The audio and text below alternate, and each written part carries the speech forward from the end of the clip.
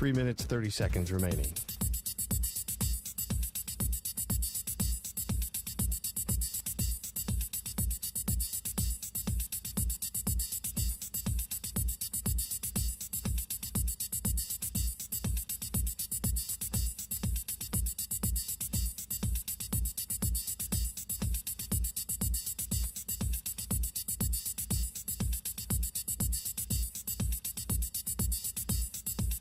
Three minutes remaining.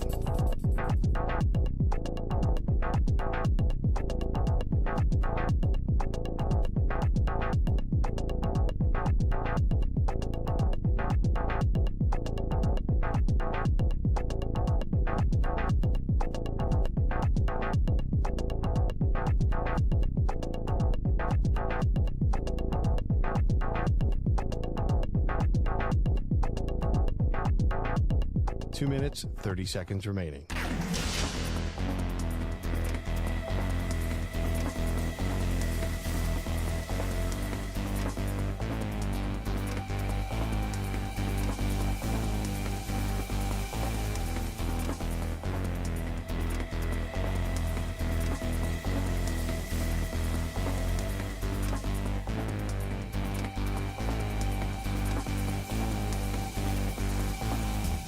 Two minutes remaining.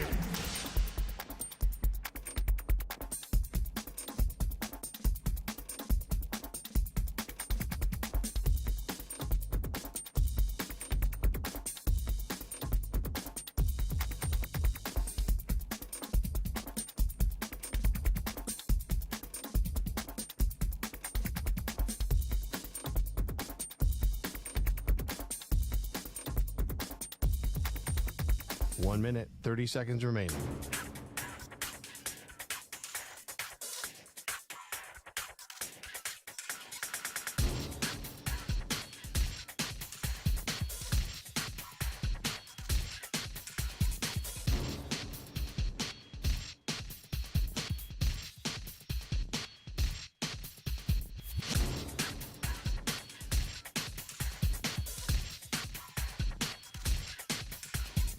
One minute remaining.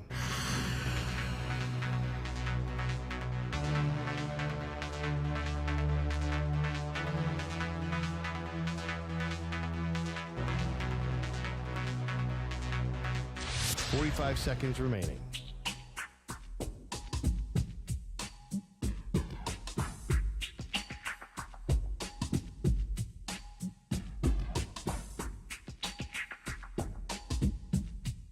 Thirty seconds remaining.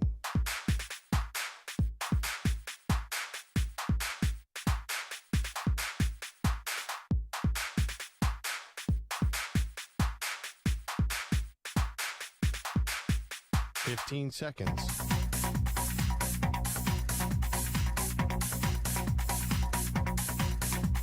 Break ends in 5 seconds.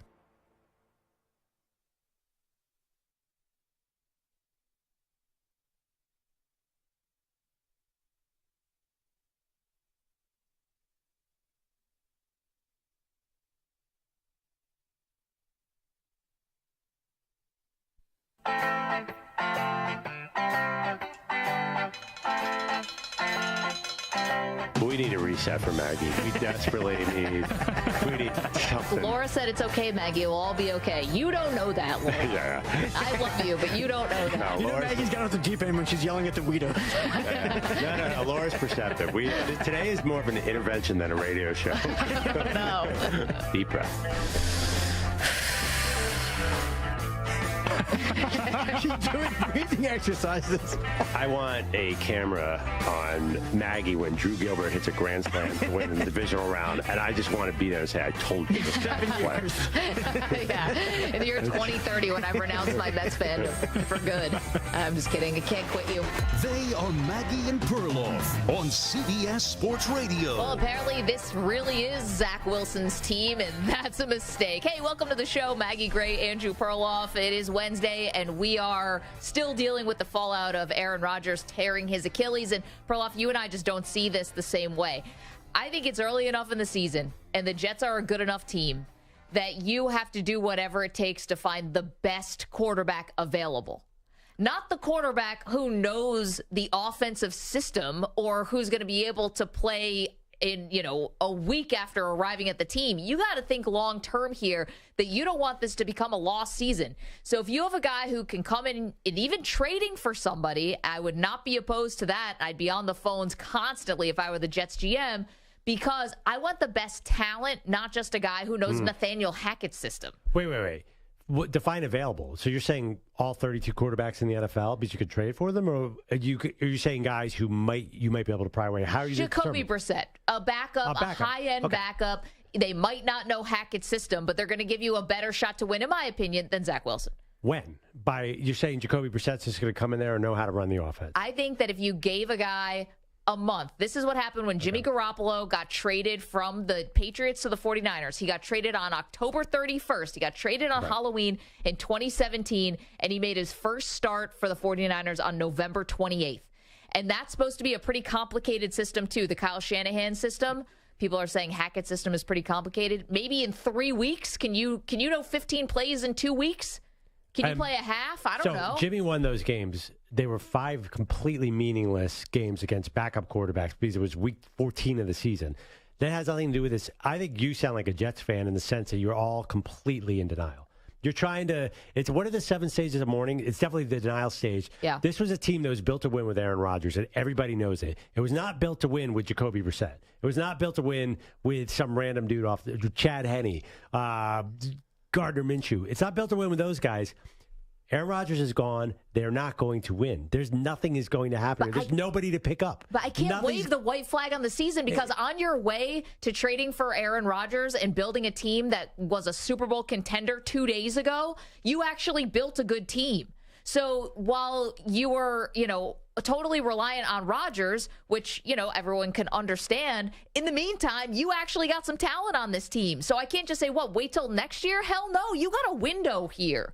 You're in the window right now for the Jets. What is Jacoby Brissett is not exactly a guy you look at and you say, oh, well, this is a Super Bowl winning quarterback. He was floating out there for anyone. The Jets could have signed him too last year. In fact, he blew a lead against the Jets last year with Joe Flacco. This is Jacoby. What difference does it make if it's Jacoby Brissett or Zach Wilson? At least he knows the playbook back and forth. That's a huge advantage if we were talking about this world of average quarterbacks. I think that if you decide to roll with Wilson and just say, we're going to support this guy, think about what you're asking. We had Mike Greenberg on our show, biggest Jets fan in the media you can find, and he said not only is Zach Wilson not just a bad quarterback, he might be the worst player in the NFL ever. And I know he was being funny about that, but to be honest, you've come too far to have Zach Wilson and then a backup guy who you're talking about a veteran free agent, someone who's not even on a roster right now, is not even good enough to make a roster. Right. What's the difference between Nick Foles and Jacoby Brissett? It's not a gigantic. First of all, Jacoby Brissett might cost you a decent draft pick because Washington's 1-0. It's probably looking, well, we can sneak in the playoffs. Okay, wait. By the way, and Zach Wilson, worst quarterback ever. Who is the better quarterback in the second half of the Bills-Jets? Listen, it's not even close. First of all, if the Bills had just handed the ball off as much as the Jets were just handing the ball off, then maybe they would have had a better shot Zach at winning Wilson that game. outplayed Josh Allen. Okay. Zach Wilson had first downs when it wasn't too late. I'm sorry. He was not the worst quarterback in the NFL. There's just no way you could look at that game and say that. Do you really think last year when Zach Wilson and the Jets beat the Bills, did you think Zach Wilson was a better quarterback than Josh Allen? Of course you didn't. No. The one thing, too, is that you saying you can't give up any kind of draft capital. And I'm not talking about a first-round pick. I'm not even talking about a second-round pick. But Aaron Rodgers, according to Robert Saleh, is planning to come back. Right. They haven't talked it through yet, but nobody in the right mind thinks that Rodgers is done, right? You don't think so? I don't think he's done, no. I don't think he's going out like that, right? So he's still under contract for the Jets. What the hell does a 3rd round or 4th round draft pick do for you when you're in an all-in situation with Aaron Rodgers presumably coming back to be your quarterback? That draft pick for next year does not have the same meaning as it does for a rebuilding team. So you'd rather trade a 3rd round pick for Jacoby Brissett than sign Carson Wentz or Nick Foles or any guy who are basically the same exact guy as Jacoby Brissett? Okay, here's the thing. I don't know about Nick Foles. If he really had that much left in the tank, I think that he would be on a team. The other thing is Carson Wentz. This is not about ability here with Carson Wentz. It's not. We all know what this is about. He is a unpopular guy in franchises. Perloff, I know you're saying I don't know if that's true. There's been 3 teams now that have said thanks but no thanks to Carson Wentz, and he did not find his way on a roster this year. Well, I think there's Philly, yes, that's true. But he's an older guy now. Indy, he wouldn't take the vaccine, and he made the owner mad. And Washington was terrible with him and terrible without him, and it really didn't matter what they did. So I don't hold that. He's an older guy now. He could be fine in the locker room. I'd rather take Carson Wentz, as hated as he is out there, than give up a 3rd rounder for Jacoby Brissett. That's a high draft pick. Okay, but you're talking about I can't bring in Wentz because it's too much of a wild card where he has shown that he can't lead a team. Like, I can't, in this fragile situation where the team is still reeling from losing Aaron Rodgers, I can't bring in Carson Wentz and be like, you're going to be our emotional leader. We're going to follow you. Like, the guy has a reputation, fair or unfair, has a reputation of being this, like, sort of selfish me first guy. So I can't do that. Well, and no team has done that. If you're willing to give up a 1st rounder for 3rd rounder for Jacoby Brissett, 3rd or 4th, I don't even think it's going to take a 3rd. In a million years, not worth any of that draft capital. Like, nobody would have given a 3rd round. You're in a dicey situation. Why not trade a 1st rounder for a Pro Bowl level quarterback? Well, is one available? Who am I getting? Matthew Stafford? The problem is a lot of those guys who are the Pro Bowl level might have years committed after this year. Yeah. I need to be able to get back cleanly to Aaron Rodgers next year and not have like Stafford and Rodgers both on my roster. Then I got a logjam. I got expensive guys. I need somebody who's good and who's cheap and who can get me through this season. How about the Matt Ryan, Phillip Rivers? I don't want to give up anything for these guys. I'd do Matt Ryan or Phillip Rivers before I traded a 3rd round pick. And I think, by the way, I don't think they're trading a 3rd round pick for Jacoby Brissett. I don't think it's going to take. I don't think an NFL GM could bring themselves to do that in a million years. But the other thing too is even Stafford. It's week 1 now. It's going to be week 2 by the time they sign anyone. That's already 1/8 of the way into the season. It's not. There's not a lot of time here. I thought week 1. I thought, hey, it's just week 1, And they won the game, so they're starting off 1-0. You got to give them a month to learn the offense. It's going to be week 7. Listen. First of all, and the other thing too is, by the way, I can't believe the Jets are going into this week's game against the Cowboys with 2 bodies at quarterback. I hope they have a receiver or somebody who knows what he's doing. Did they not see what happened? Daniel Jones is like 6'5" and like 230, and he was getting battered around. Yeah, if I were the Jets, I would just start handing the ball off because the Cowboys is a terrible assignment for them. They're probably going to be 1-2, at least 2-4. Like, at what point, like, do you say, okay, this is going to be a nice season building. We have a young talent. But there's no reason to, like, give up something real to go all in this year. But there's no all in. There's nobody who's saving the day here. 855-212-4CBS, 855-212-4227. So want to hear from you. Would the Jets be crazy to just have somebody who knows the system? Like, Chad Henne is not winning you anything either. Cool, he knows the system. Congrats, Chad Henne. Just retired, by the way. What does that do for you? As opposed to, or is it crazy? And Perloff thinks it's crazy that I would say go after and give up actual resources up to get somebody who's actually a good quarterback. No. And Jacoby Brissett, he's a good quarterback. I think so. He's never won anything.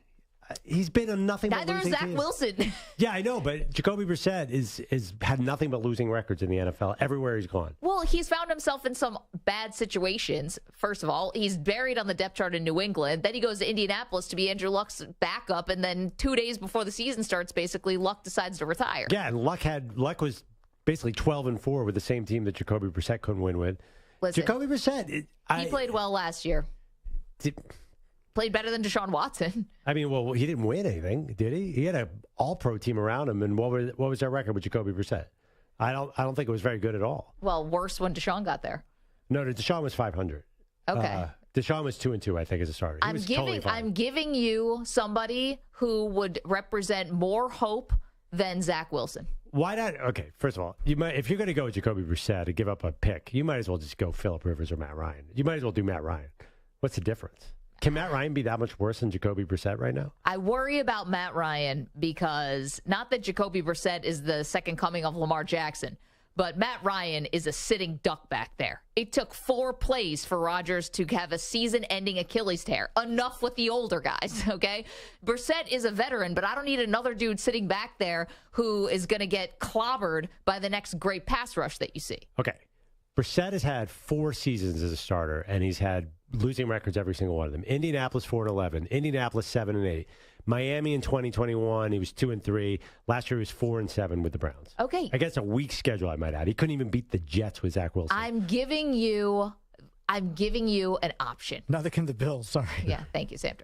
Get out I of don't here, know. Samter. All right, You're not Samter- even a Jets Samter, fan. you're a former Jets I'm fan. drunk on pizza. Yeah. You're a former Jets fan. The headline comes across the wire. Jacoby Brissett signs with the Jets. Do you have any more hope? Are you jumping back on the bandwagon? No, I'm never jumping back on the bandwagon. But no, Jacoby Brissett would not. It doesn't do anything positively or negatively. Really, the reality is you have to ride with Zach Wilson to hope that he's the guy you drafted number 2. And if he's not, you're screwed. Whoever you bring in, you're going to be screwed. Wait. Chad Henney, Jacoby Brissett, you're screwed. Hold on. Hope that he's the guy you drafted second overall. That is already gone. That guy's never coming back. I don't know. I don't know. He has the talent. Hopefully, he has the mentorship from Rodgers. Maybe he's not going to be a Hall of Famer, but maybe he's serviceable enough. The mentorship, Rodgers has been there for 2 months. It's not like he was sitting behind him for 2 years. Hey, listen, Rodgers is magic. The Jets. Well, not enough The magic. Jets might have learned something week 1. Just turn around and hand that ball to Breece Hall. Well, they didn't learn Get it up. that much because Matt Milano got an interception that Zach Wilson basically handed to him. He did not see the underneath linebacker. Josh Allen does that 5 times a game. Zach Wilson does it worse. By the way, if you could get Zach Wilson in week 1, that'd be fine. That is totally fine. Zach Wilson in week 1? Zach Wilson in week 1. The game you saw against the Bills, a lot of little dump offs to the running back, couple big first downs. That was the best game he's ever had. He was fine. 14 for 21, Maggie, with 1 pick. That's like, you'll take that with the Jets every day, no? They took the ball out of his hands and basically told him, do not throw. He threw the ball 21 times. And how many in the final 2 drives? Actually, that's not that many. But yeah, that's what I'm saying. That's what they can do all year. They thought they might have a guy last year, so they tried to throw the ball. This year, they're going to be smart. They're never going to throw it. Here's Robert Saleh. This is fresh. This is just from about 15, 20 minutes ago about adding another quarterback after the Rodgers injury. Zach and Tim, those are our guys. They've been here from OTAs. All the nuance, it's not Madden, so just plugging and playing a quarterback, it's going to take time. Whoever comes in this building to figure out what we've done over the last 6-7 months. It's just so inflexible to me. And to go it's not Madden. Of course it's not Madden, coach. Totally understand that. But to be so inflexible, to think that you can't get someone who has experience in the league, they can't learn 15 plays.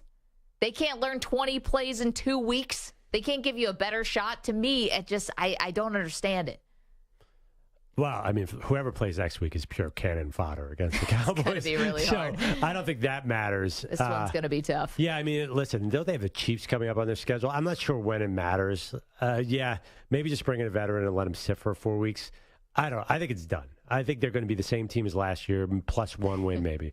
I love this. This is in the chat, youtube.com/CBS Sports Radio if you want to watch the show. Hello, everybody. I love Thomas L. says, just too much. How much, for example, would Maggie learn about journalism and media by sitting every day with Edward R. Murrow and Walter Cronkite? I can tell you, not enough to do the CBS Evening News that night. Not enough. I could sit next to Walter Cronkite if I was Zach Wilson's age and I had that little amount of experience, I could sit next to Walter Cronkite for 2 years and maybe I'd be able to do the news. Maybe. Anybody can do the news. What's big difference does that make?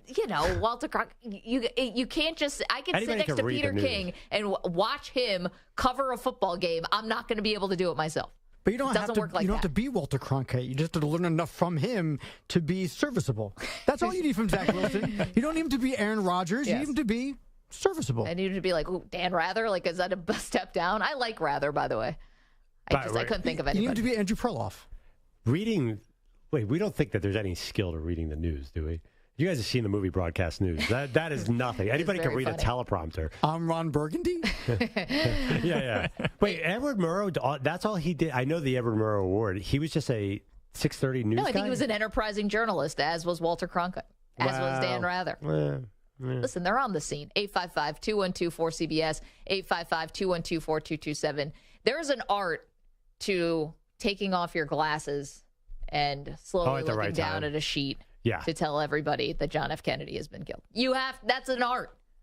Yeah, it's called a performance art. There's no actual intellectual skill behind You don't that. think Walter Cronkite was a journalist? Why are we talking about this? Anyway, Anyway. YouTube.com/CBS Sports Radio. That's where you can watch the show. We say hello to our incredible CBS Sports Radio affiliates who we appreciate so much. We're across the country on the free Odyssey app as well. It's crystal clear. Sirius XM channel 158.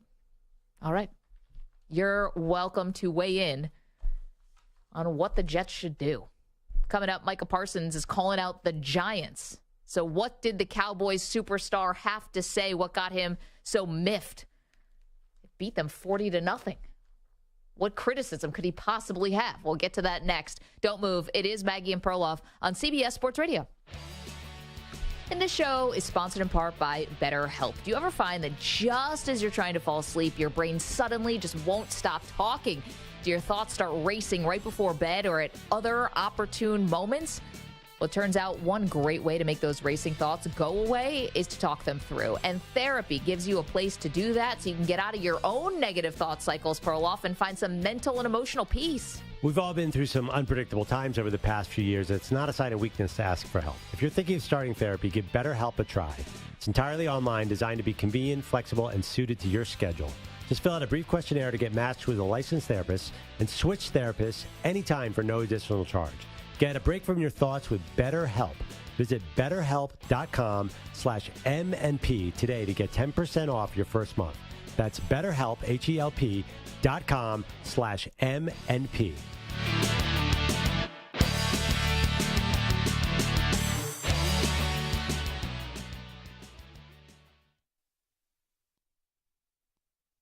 You're in a 4-minute break.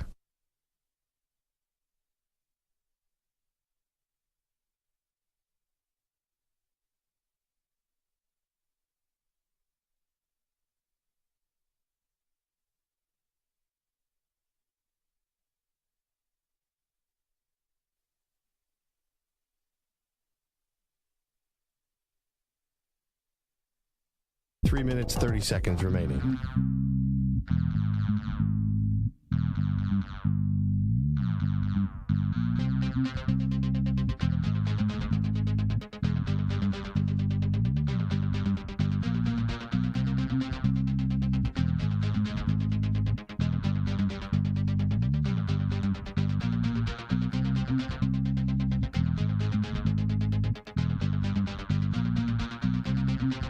Three minutes remaining.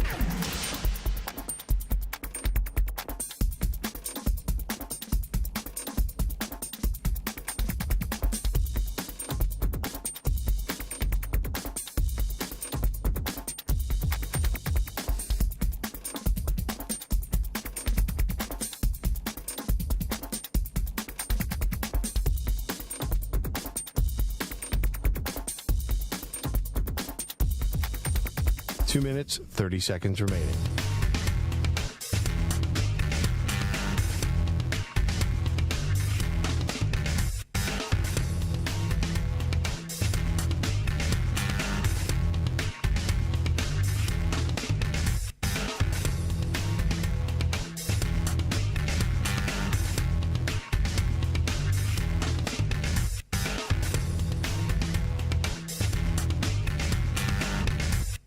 Two minutes remaining.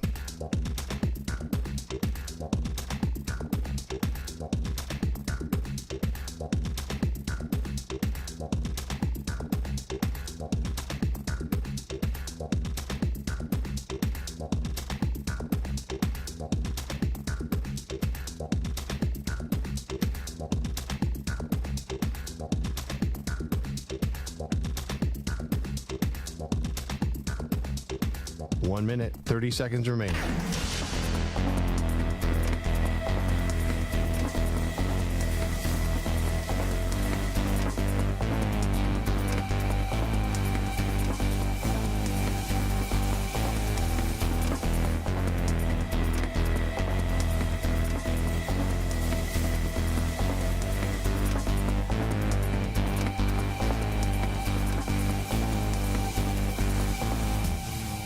One minute remaining.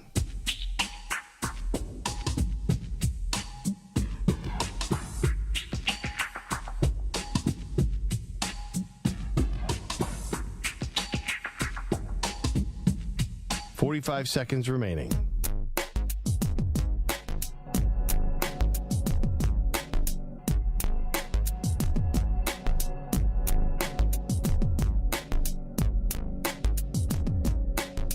$30 seconds remaining.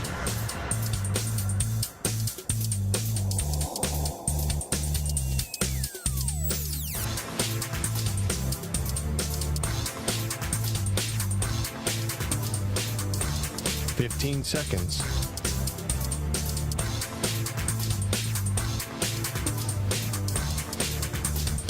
Break ends in 5 seconds.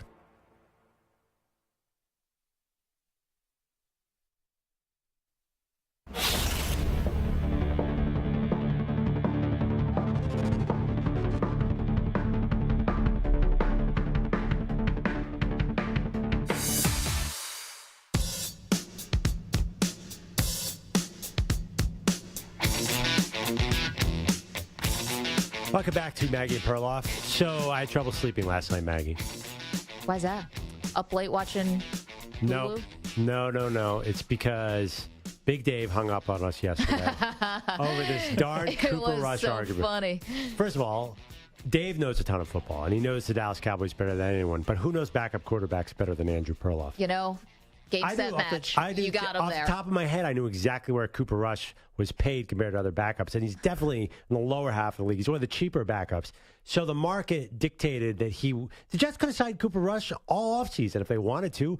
All of a sudden, all these guys are like, oh, man, the Jets got to get Gardner Minshew because he's going to lead them to the playoffs. It's not like these guys are in high demand out there. Okay, well, and the market doesn't lie. There's a reason Cooper Rush gets paid $2.5 million a year. Okay, well, newsflash, the Jets don't always do the smartest thing. And having Zach Wilson behind Aaron Rodgers as the only safety net here turned out to be a colossal mistake. Well, no, I'm just saying, like, people are saying, oh, this guy is all the Jets need to go deep into the playoffs. And these are not playoff caliber quarterbacks. In fact, they barely got signed at all. I know. I think that's more of a compliment to the Jets roster. You know, that it's not. good. It's not. Gardner Minshew is not coming in here and winning 14 games. It's just not going to happen.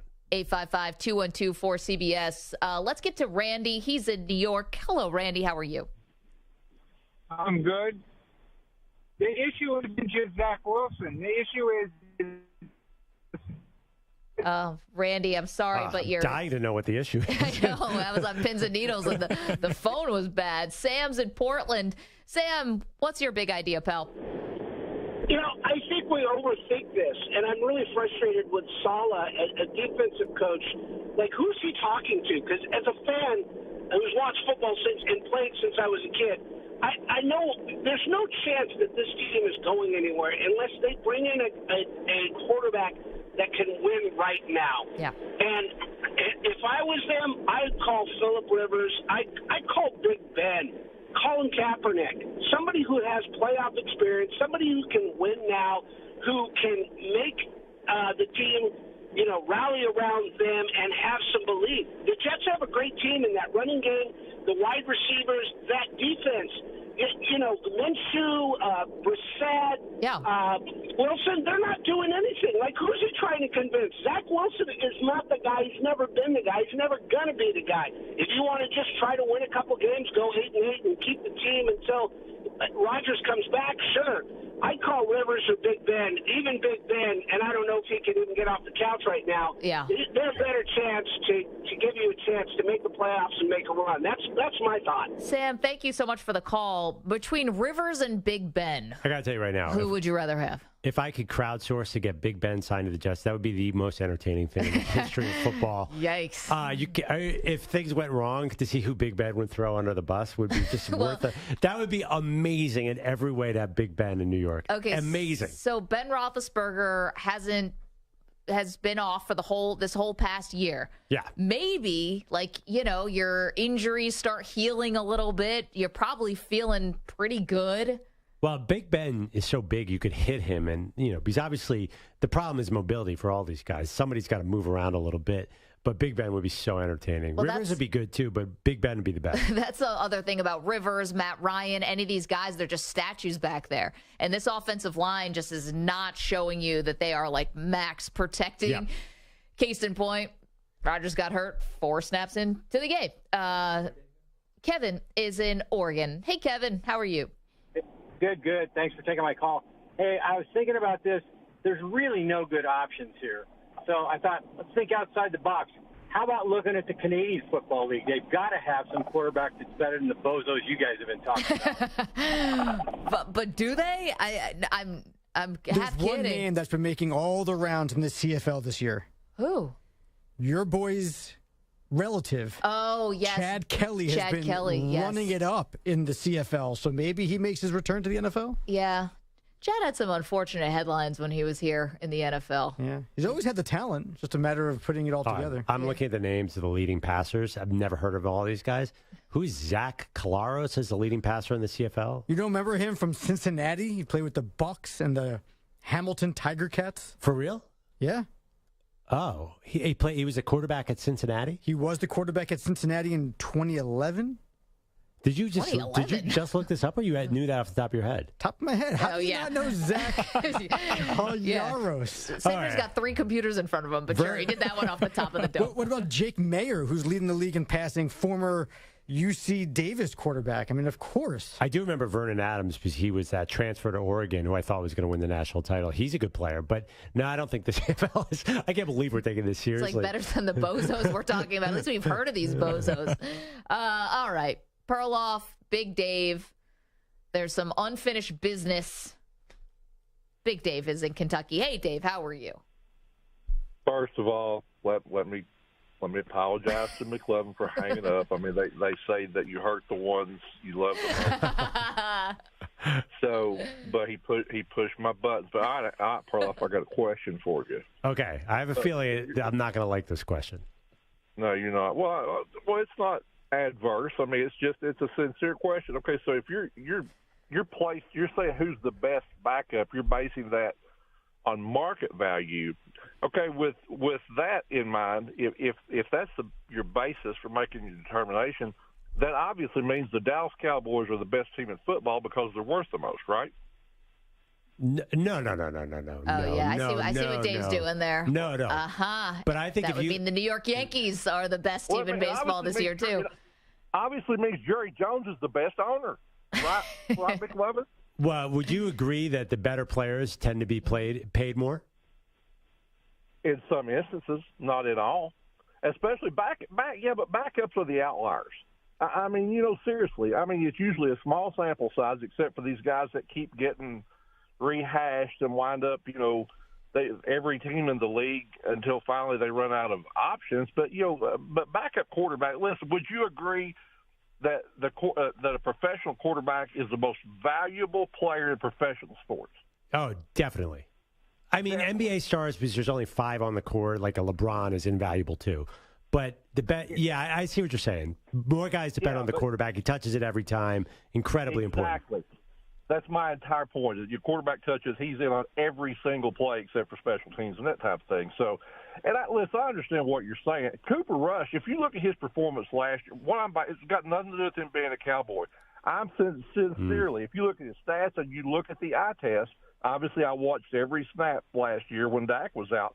I truly think that the guy is a legitimate option, and I don't think I've been listening to y'all's debate over the Jets. Yeah. I think they have to go out and try to find someone. I just do. Thank you, Dave. But Dave, I really do. It's common sense. Dave, are you gonna? I don't want to do this because we're friends, but do I have to pull out tape of that Eagles game last year? Once a defensive coordinator's got a little tape on Cooper Rush, it came back to us pretty quickly. What do you think's going to happen when the Jets play the Eagles this year?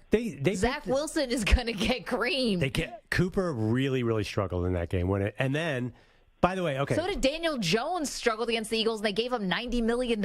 Zach didn't struggle against the Eagles. But I'm just saying, not everyone. Dave, thank you so much for calling in. Dave, Good to talk with you. I want to make Dave mad one more time. By the way. All right. Thank you, Dave. I'm glad he's not listening to this. The vaunted Cowboys defense, by the way. Yeah. I think that might be one of the most overhyped storylines of the season so far. Is this an against the grain? She hit the music too? They were good last year, but Gardner Minshew tore them apart in week 16 or something, like against good quarterbacks. Wait, how many guys were they sitting at that point? Were they sitting anybody? They're full on competing for the division. Okay. Yeah. I don't remember the game. It was 40-34. Dak outdueled Gardner Minshew, but against some good teams last year, the Cowboys were exposed because everyone knows there's one way to play against Michael Parsons. Just run it right at him. So they have not shown, I just think people are going a little too nuts with this 40-0 rain-soaked win over the Giants. The Cowboys will do things against the Giants that does not translate. They're not going 17-0 in the 85 Bears. Okay, well, I got a newsflash for you. I think it's going to probably look just as good next week when they play the Jets. I don't think so. Really? Because the Jets are out of their mind if they call a pass play the entire game. Brees Hall really is awesome. The Jets just turtle up from the first snap and say, yeah, I mean, honestly, it can't look that good. But I think they win by 21 points. But I don't think the defense gets all those gaudy stats. Let's go to Adrian. He's in Maryland. Hey, Adrian, how are you? Hey, guys. Thanks for taking my call again. Good afternoon again. Sure. Hey, Perloff, did the producer give you my thunder with the Cooper Rush? No. We had talked about Cooper Rush yesterday. I got in a fight with Big Dave about Cooper. So wait, what? By the way, a lot of people like Cooper Rush of the Jets. There's a lot of Jets fans who think he might be the answer. What's your reason? My scenario is he goes to, the Jets are coming to Dallas. Then if Jerry's smart enough, he would trade him. He would give the Jets him for a third rounder because he gave up the fourth rounder to get Trey. So he basically moves up one round in the draft. Yeah. And then you got Trey Lance backing up Dak. I know the only thing, though, Adrian, is, Dak missed 5 games last year. What if Dak misses games again this year? You're going to wish you still had Cooper Rush, right? True that, yeah. But, hey, they thought, look at the Jets. They thought they were going to have Aaron Rodgers all year, right? I get it, Adrian. Thank you. Same scenario. Thank you so much. But when I'm looking at possible Jets targets, like there are some guys that might be untouchable just because their starter could be vulnerable. Listen, Jacoby Brissett could be one of those guys. I just think Washington is a prime tank team. Like they could be going at the end of the season. They could be vying not for the number 1 pick, but for a really high pick to finally get a franchise quarterback in there and really start this thing over again. They'd have to fire their coach to tank because he's coaching for his job. That's true. And they don't strike me as a tank candidate because there's so much talent on defense. But again, like they need a franchise quarterback, right? Yeah, and absolutely. So they have to do something about it after this season if Sam Howell doesn't prove to be the guy. So Jacoby Brissett might be available, right? But other places like Taylor Heineke might not be available, right? Because Desmond Ridder could get benched and Taylor Heineke could have to take over. Yeah, it's really funny to me, by the way. We just started 3rd round for Cooper Rush was just thrown out. We saying 3rd round for Jacoby Brissett. Aaron Rodgers only cost a 2nd round pick? Well, now, because he didn't play 65% of the snaps. So, like some of the trades for guys, like a 3rd round is high. Like a lot of guys, like Tyreek Hill went for probably the best non-quarterback in the entire league, went for like the 23rd pick. And now Devontae Adams. Now we're giving up a 3rd round pick for Cooper Rush. This is amazing. This is what happens when a team goes all in. No, it's not. There's just no way because the Jets are not morons. They're not giving up a 3rd round pick for Cooper Rush. It's never going to happen. Amazing guest list for the show today. Amazing guest list for the show today. You guys know we're not really big on guests, but when people are good, we make time. Later in the show, Michael Lombardi is going to join us, former general manager. We'll get his thoughts on what the Jets should do and more. Jordan Schultz is our friend and NFL insider. He's got all the latest on who the Jets could be targeting. But coming up next, the undisputed super middleweight champion of the world, one of the most famous and richest boxers ever, Canelo Alvarez. Saul Canelo Alvarez is going to join us next. He's got a massive fight coming up on September 30th against Jermell Charlo. We're going to talk to the champ next. Don't move. Maggie and Perloff on CBS Sports Radio. Got a CBS Sports update. Here's Rich Ackerman. CBS Sports Radio. Sports Flash. And it's sponsored by Progressive Insurance. Insurance for motorcycles, boats, and RVs for protection on the road and on the water. See how much you can save at 1-800-PROGRESSIVE and Progressive.com. Aaron Rodgers' season-ending Achilles injury has sparked an outcry for the NFL to move to more grass fields, though head coach Robert Saleh said he didn't think the turf played a part. New NFLPA executive Lloyd Howell said moving to high-quality grass surfaces is the easiest decision the league can make, and added that if owners are prepared to make the change for the World Cup, they should be willing to do it for their own players. The Panthers' J.C. Horn will be sidelined for several weeks with a hamstring injury that might require surgery. Baseball today, a pair of games. Right now, bottom of the 8th, the Rays and Twins are even at 4. Matt Wallner with a home run and a couple of RBIs in this one. The Cubs are on top of the Rockies by a score of 1-0 in the top of the second. The Diamondbacks sitting in the final wild card spot, 2 games behind the Cubs and a game in front of the Reds. Arizona faces New York tonight, while the Reds are in Detroit looking for their 3rd straight. I'm Rich Ackerman. CBS Sports Radio is everywhere, at home, in your car, and of course on your phone and tablet.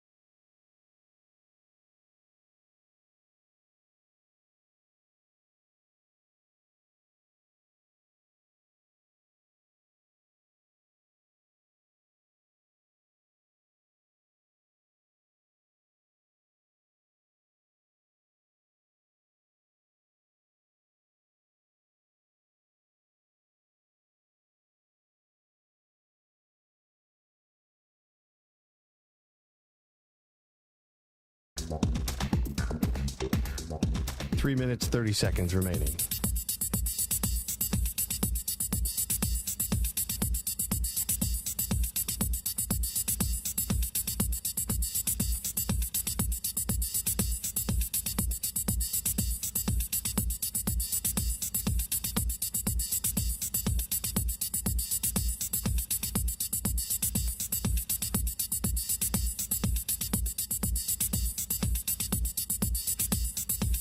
Three minutes remaining.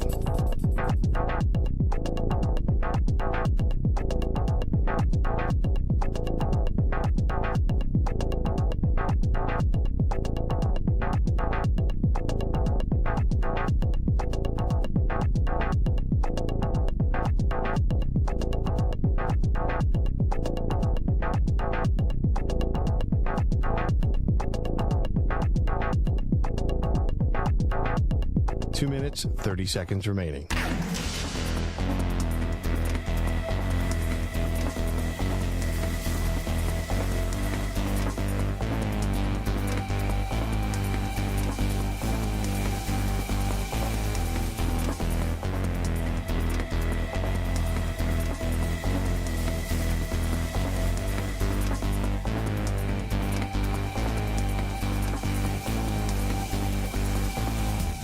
Two minutes remaining.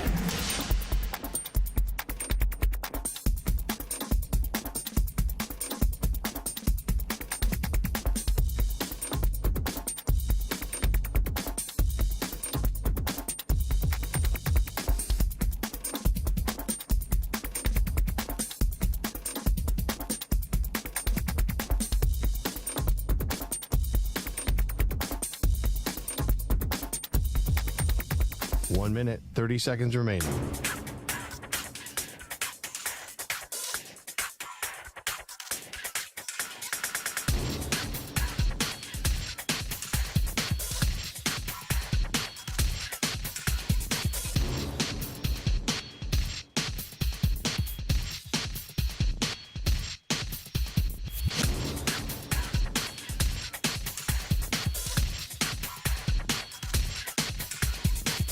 minute remaining.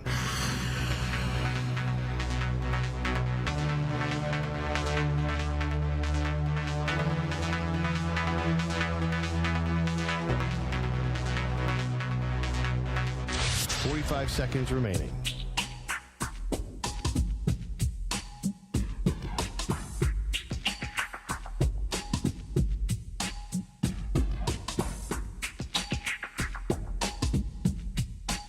Seconds remaining.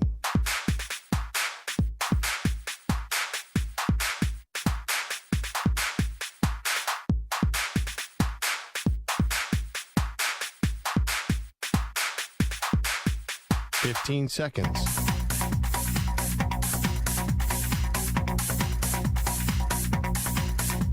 Break ends in 5 seconds.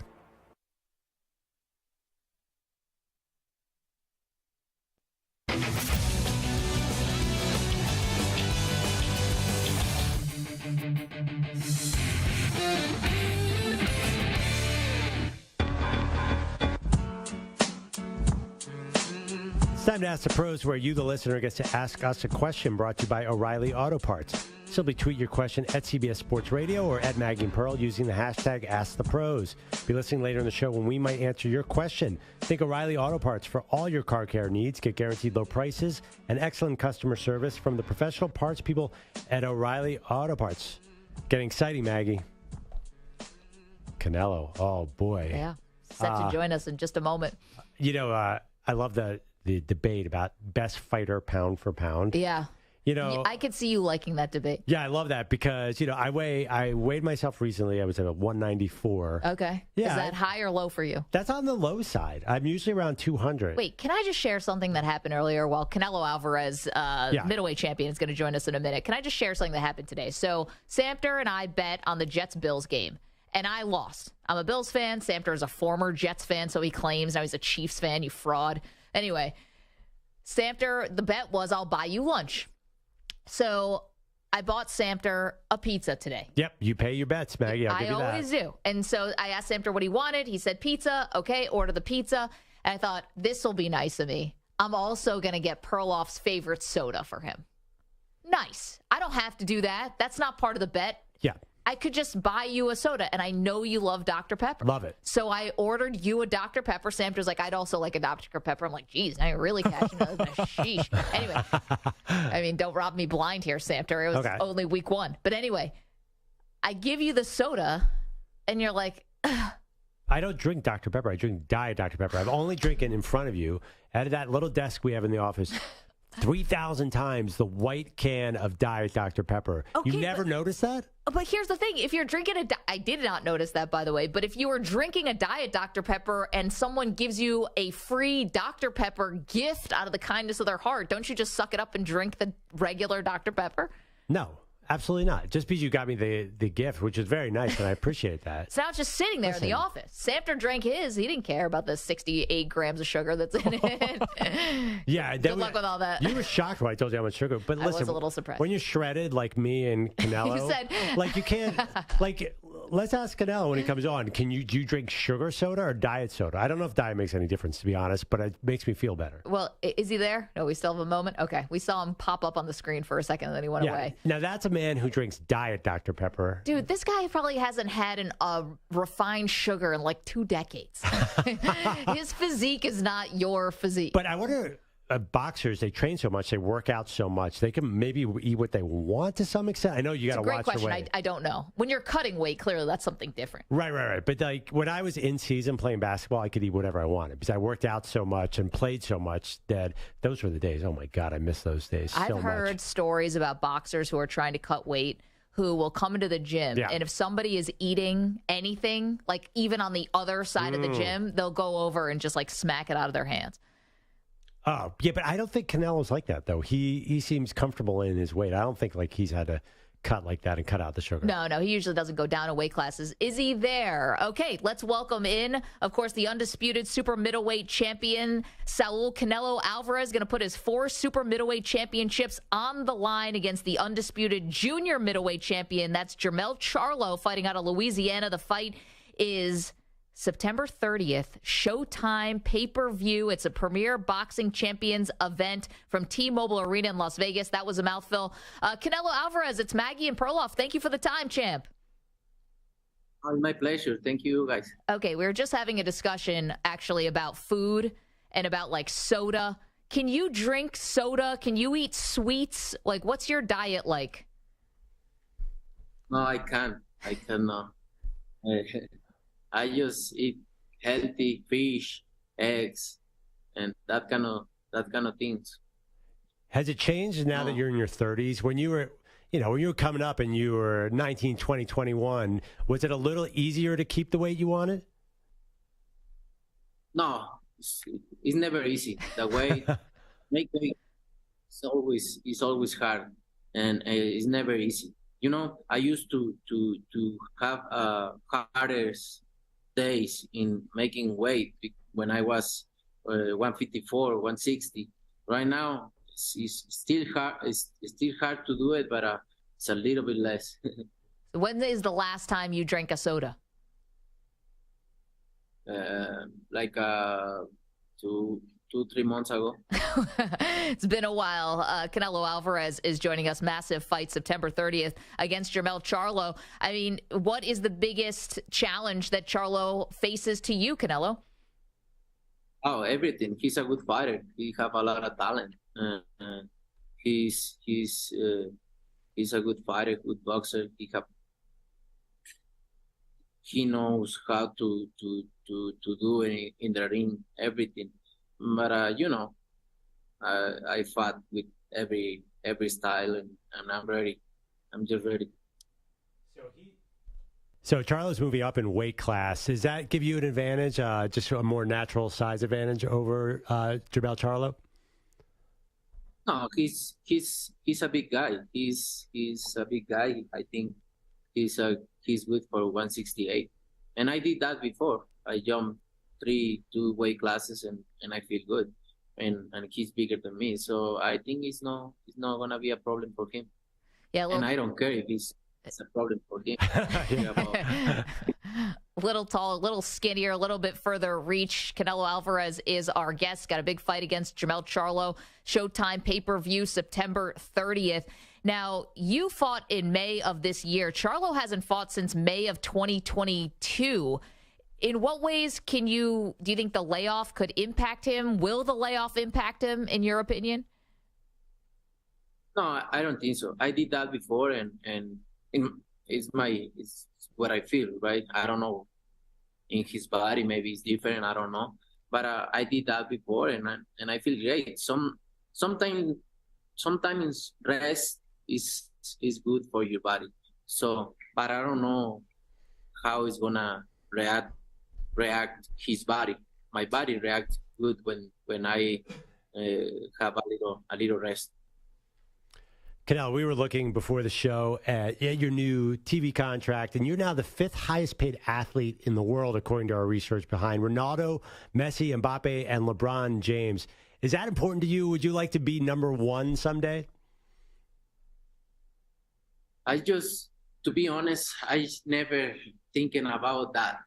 I always do my best in boxing. I try to make the best fights out there, and that cannot do the correct things, and you do everything right, and you the best out there. I think that come together.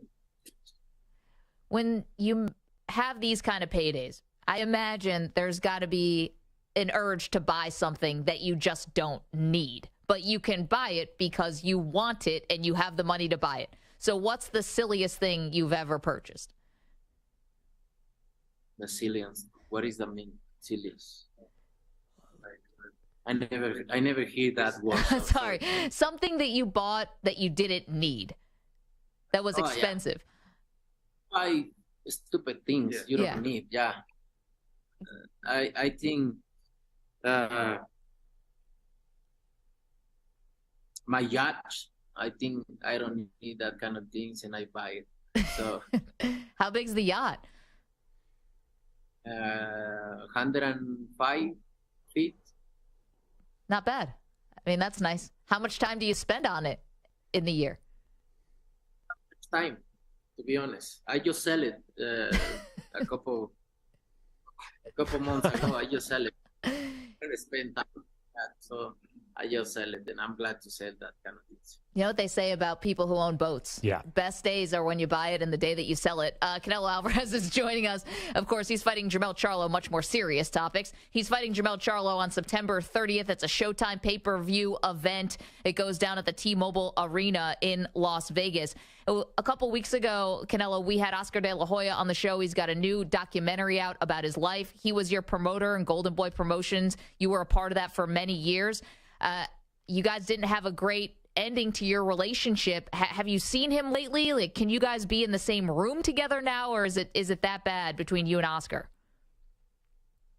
No, I don't see him since that time, and I don't want to see him anymore. I don't need to see him. I think it's just wasting time.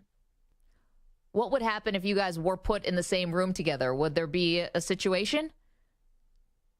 We don't need to be in the same room together. So I hope never saw him in a same room. Did you watch the documentary? No. Okay, Canelo, obviously you're very focused on Charlo. It's going to be a great fight. Cannot wait. You know, a lot of people say they want to fight you. Of course, one of them, and big name now in boxing, Jake Paul, says he wants to fight you. Could he last more than a round if he got in the ring with you right now? Just if I wanted. Would you fight Jake Paul later after your official boxing career is done? Would you do an exhibition with Jake Paul? Could be. Why not? Maybe. Yeah, I mean, the weight classes wouldn't exactly match up a little bit. I think he's like around 190 or something like that. Canelo, can't tell you how much we appreciate this. Anytime we get to spend with the champ is certainly special for us. Thank you so much, and good luck to you against Charlo on September 30th, Showtime pay-per-view. Thank you, guys. Thank you. Saul Canelo Alvarez joining us from his training camp in Tahoe. Yeah, not his yacht, because that's been the yacht's gone. 105 feet. I don't really know off the top of my head if that big. That sounds big. It does. How big is Shad Khan's yacht? You've been on that yacht before. Does Shad Khan have the same yacht? That was a while ago. No, Shad Khan is like a yacht guy. Yeah, he has multiple yachts. But by the way, look at Canelo's paydays. You're right. He could get in the yacht game anytime he wanted. I mean, he is making so much money right now. Yeah, just signed with a new promotion. Got a $100 million contract. He sounds, by the way, it does not sound like a guy with hundreds of millions of dollars in the bank. He sounds kind of humble. I don't know if that's just sounding that way, but he doesn't come off as like, I'm so rich, I don't need to do any of this. He seems kind of in it. Well, imagine if he was doing the interview from the yacht. Would you think the same thing? Like, no, I think he is very humble, guys. In Guadalajara, Mexico, I think he is a pretty humble guy. If he was on the yacht, we would hear the lobster cracking. and Mr. Alvarez, can we get you anything? Champagne bottles. Yeah. No, he doesn't feel like he's sort of given up on being like the best boxer. See, if I got all that money, you know how soft I'd get, Maggie? Yeah. It'd be nothing but regular calorie Dr. Pepper all day long for me. Finally, drink the Dr. Pepper. Just nothing but manicures and pedicures for Perloff. Coming up, we turn our attention back to football. The one thing that no one is talking about from week one of the NFL, Perloff and I explain what was missed. Plus, we'll update you on the latest with the New York Jets and their search for a backup quarterback. Get to that. Don't move. Maggie and Perloff, CBS Sports Radio.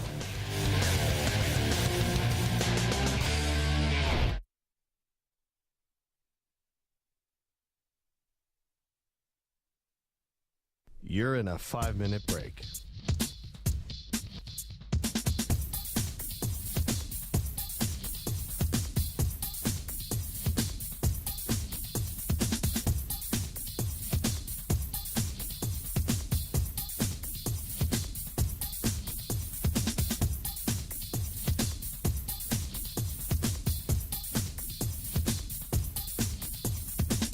Four minutes, 30 seconds remaining.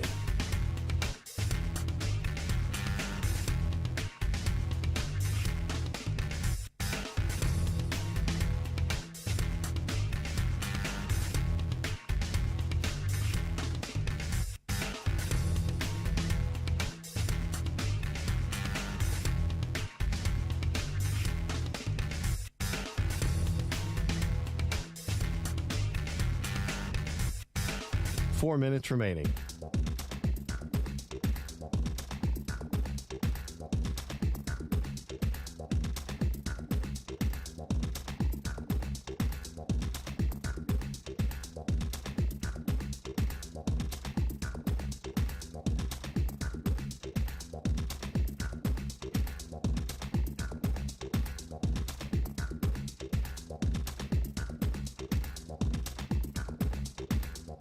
3 minutes, 30 seconds remaining.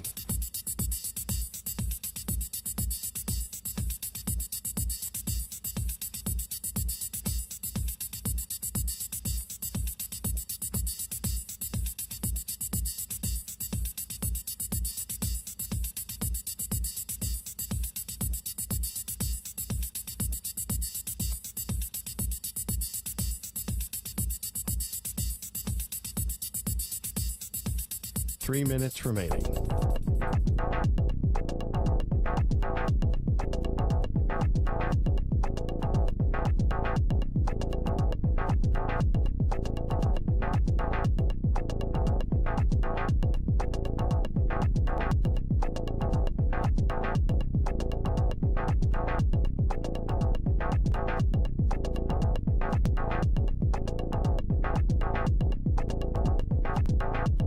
Two minutes, 30 seconds remaining.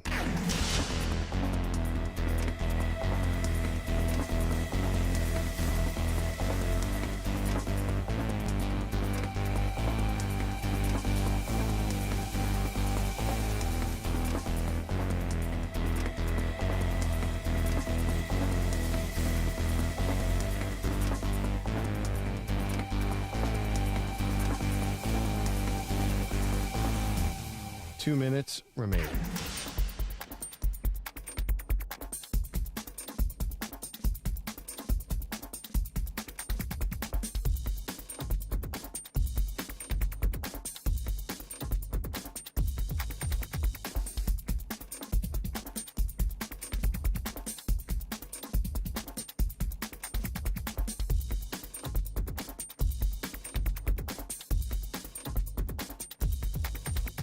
One minute, 30 seconds remaining.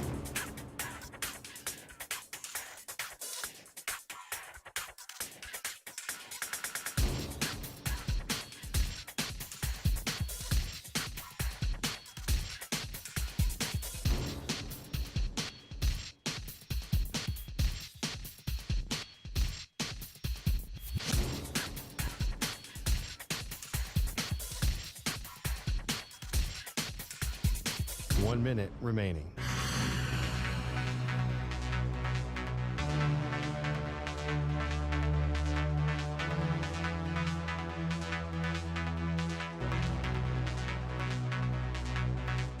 Forty-five seconds remaining.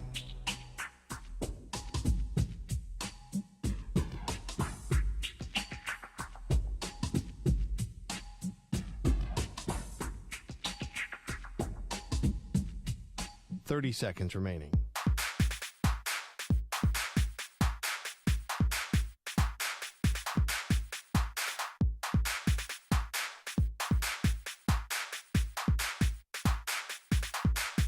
Fifteen seconds.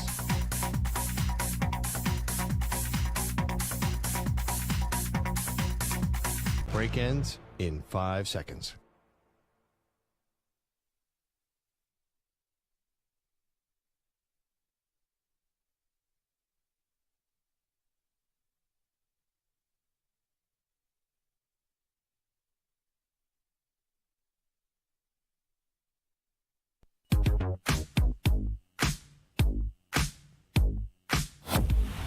The idea about eating a bowl of Skyline chili, pie eating contest style with like your hands behind your back, that is just going to be an awful look. And that's going to live on the internet for the rest of our lives. Yeah, doesn't bother me at all. In fact, I'm kind of hoping I lose. And you know when a baby eats spaghetti and the spaghetti sauce gets all over it? I'm just picturing that. Kids just like eat naked mostly for like the first several years of their life. I have all these pictures of my two girls when they were young. It looks like they were just like bleeding from everywhere. It was just tomato sauce over their entire upper half. It looks like a horror show. They are Maggie and Perloff on CBS Sports Radio. Tick, tick, tick. The Jets are getting closer and closer to their showdown with the Dallas Cowboys, and no backup quarterbacks have been signed. Nothing is happening. Listen, this injury happened around 8:05 Eastern time, Monday night. Joe Douglas had to be on the phone that night. Here we are sitting Wednesday afternoon. It's almost close of business here on the East Coast. Nobody, not a peep. Yeah, so the public can talk about Matt Ryan and Phillip Rivers and Gardner Minshew and Jacoby. It doesn't seem to be impacting the Jets at all. They seem to be just sitting there and be like, you know what? We're going in with Zach Wilson and Tim Boyle against the best pass rush in the NFL. Yeah. And we'll be fine. It is so bizarre. Listen, I am of the camp that they should not give up any resources. They should just pick up a free agent, or either a retired guy or somebody like Nick Foles. But I never thought that they were going to go in with just Tim Boyle and Zach Wilson. And I'm of the opposite view. I think you're scouring. I think you're trying to upgrade this position as much or as best as you can, even if it's on the margins, even if it means that you have to spend a third or a fourth round pick. I don't want to waste this year. You're already 1-0. You got a division win under your belt. And yes, you did get it with Zach Wilson. You've got a good team around you. Like, don't just say, oh, we're going to have the same season as last year, basically. Yeah. We'll go 7-10 again. I don't think that's good enough. But here's the thing. The only guy that fits what you're saying to me is Matthew Stafford. And I don't think the Rams have any interest in getting rid of Stafford unless it's for, I don't even know if a first-round pick. Why would they give up on the season right now? They just blew out a playoff team. Yep, There's no way that they're going to be giving up on Matthew Stafford. There's not a second guy in that category to me. Who else is there? That's the, kind of, how I say, there's no pros and cons to Aaron Rodgers getting hurt in the first quarter of the game and not completing a pass for his new team. But one of the cons about this, a pro, is that it happens early enough in the season where you feel like you could scramble and you could try to maybe get something else cooking. The negative part is everyone's still in it. You don't have any teams that, besides the Arizona Cardinals, and they don't have anybody. So, there's not enough of a market out there right now. But I think Jacoby Brissett would be enough of an upgrade. At least I'd take a shot. Why not? What does draft capital do? You're hoping to get Aaron Rodgers back next year. This is an all-in team. They're not going to be relying on rookies. What are they, the Chiefs? That never happens. So Jacoby Brissett, first of all, Jacoby Brissett didn't get the job over Sam Howell. That's one indictment. That could have been predetermined. It could have been, but still, it doesn't seem like that's a huge... I mean, we're talking about Aaron Rodgers, a top 10 quarterback. I think that's a pretty far drop-off. And by the way, 2 years ago, Carson Wentz, I'm not saying it should be Carson Wentz, but Carson Wentz had a season that Jacoby Brissett could never have. Listen, I don't think anyone's saying that Carson Wentz, talent-wise, might not be the best option out there, but there is a reason why nobody is calling Carson Wentz. And the Jets aren't exactly the most amazing culture of a professional team. Aaron Rodgers was really setting the tone. Yeah. It's been more about foibles and same old Jets and LOL Jets. To bring Carson Wentz in there, I don't know if that's a good marriage. It'd be fun to watch. But I just think you're talking about sort of average quarterbacks, and this team calls for an outstanding quarterback if you're going to go where you want to go. So what's the point of just sort of upgrading on the margins? You're only going from maybe 8 wins to 9 wins. Get to the playoffs. You haven't been to the playoffs since 2010. Get to the playoffs. What? No, this team. By the way, this team has some incredible young talent. They got to think about, how am I going to build a champion here? And adding Jacoby Brissett this year might give you a little bump this year, but big picture does nothing. They got to really start thinking, hey, we got Sauce Gardner, might be the best young cornerback in the league. Garrett Wilson's a top 5 wide receiver, and he's 23 or something.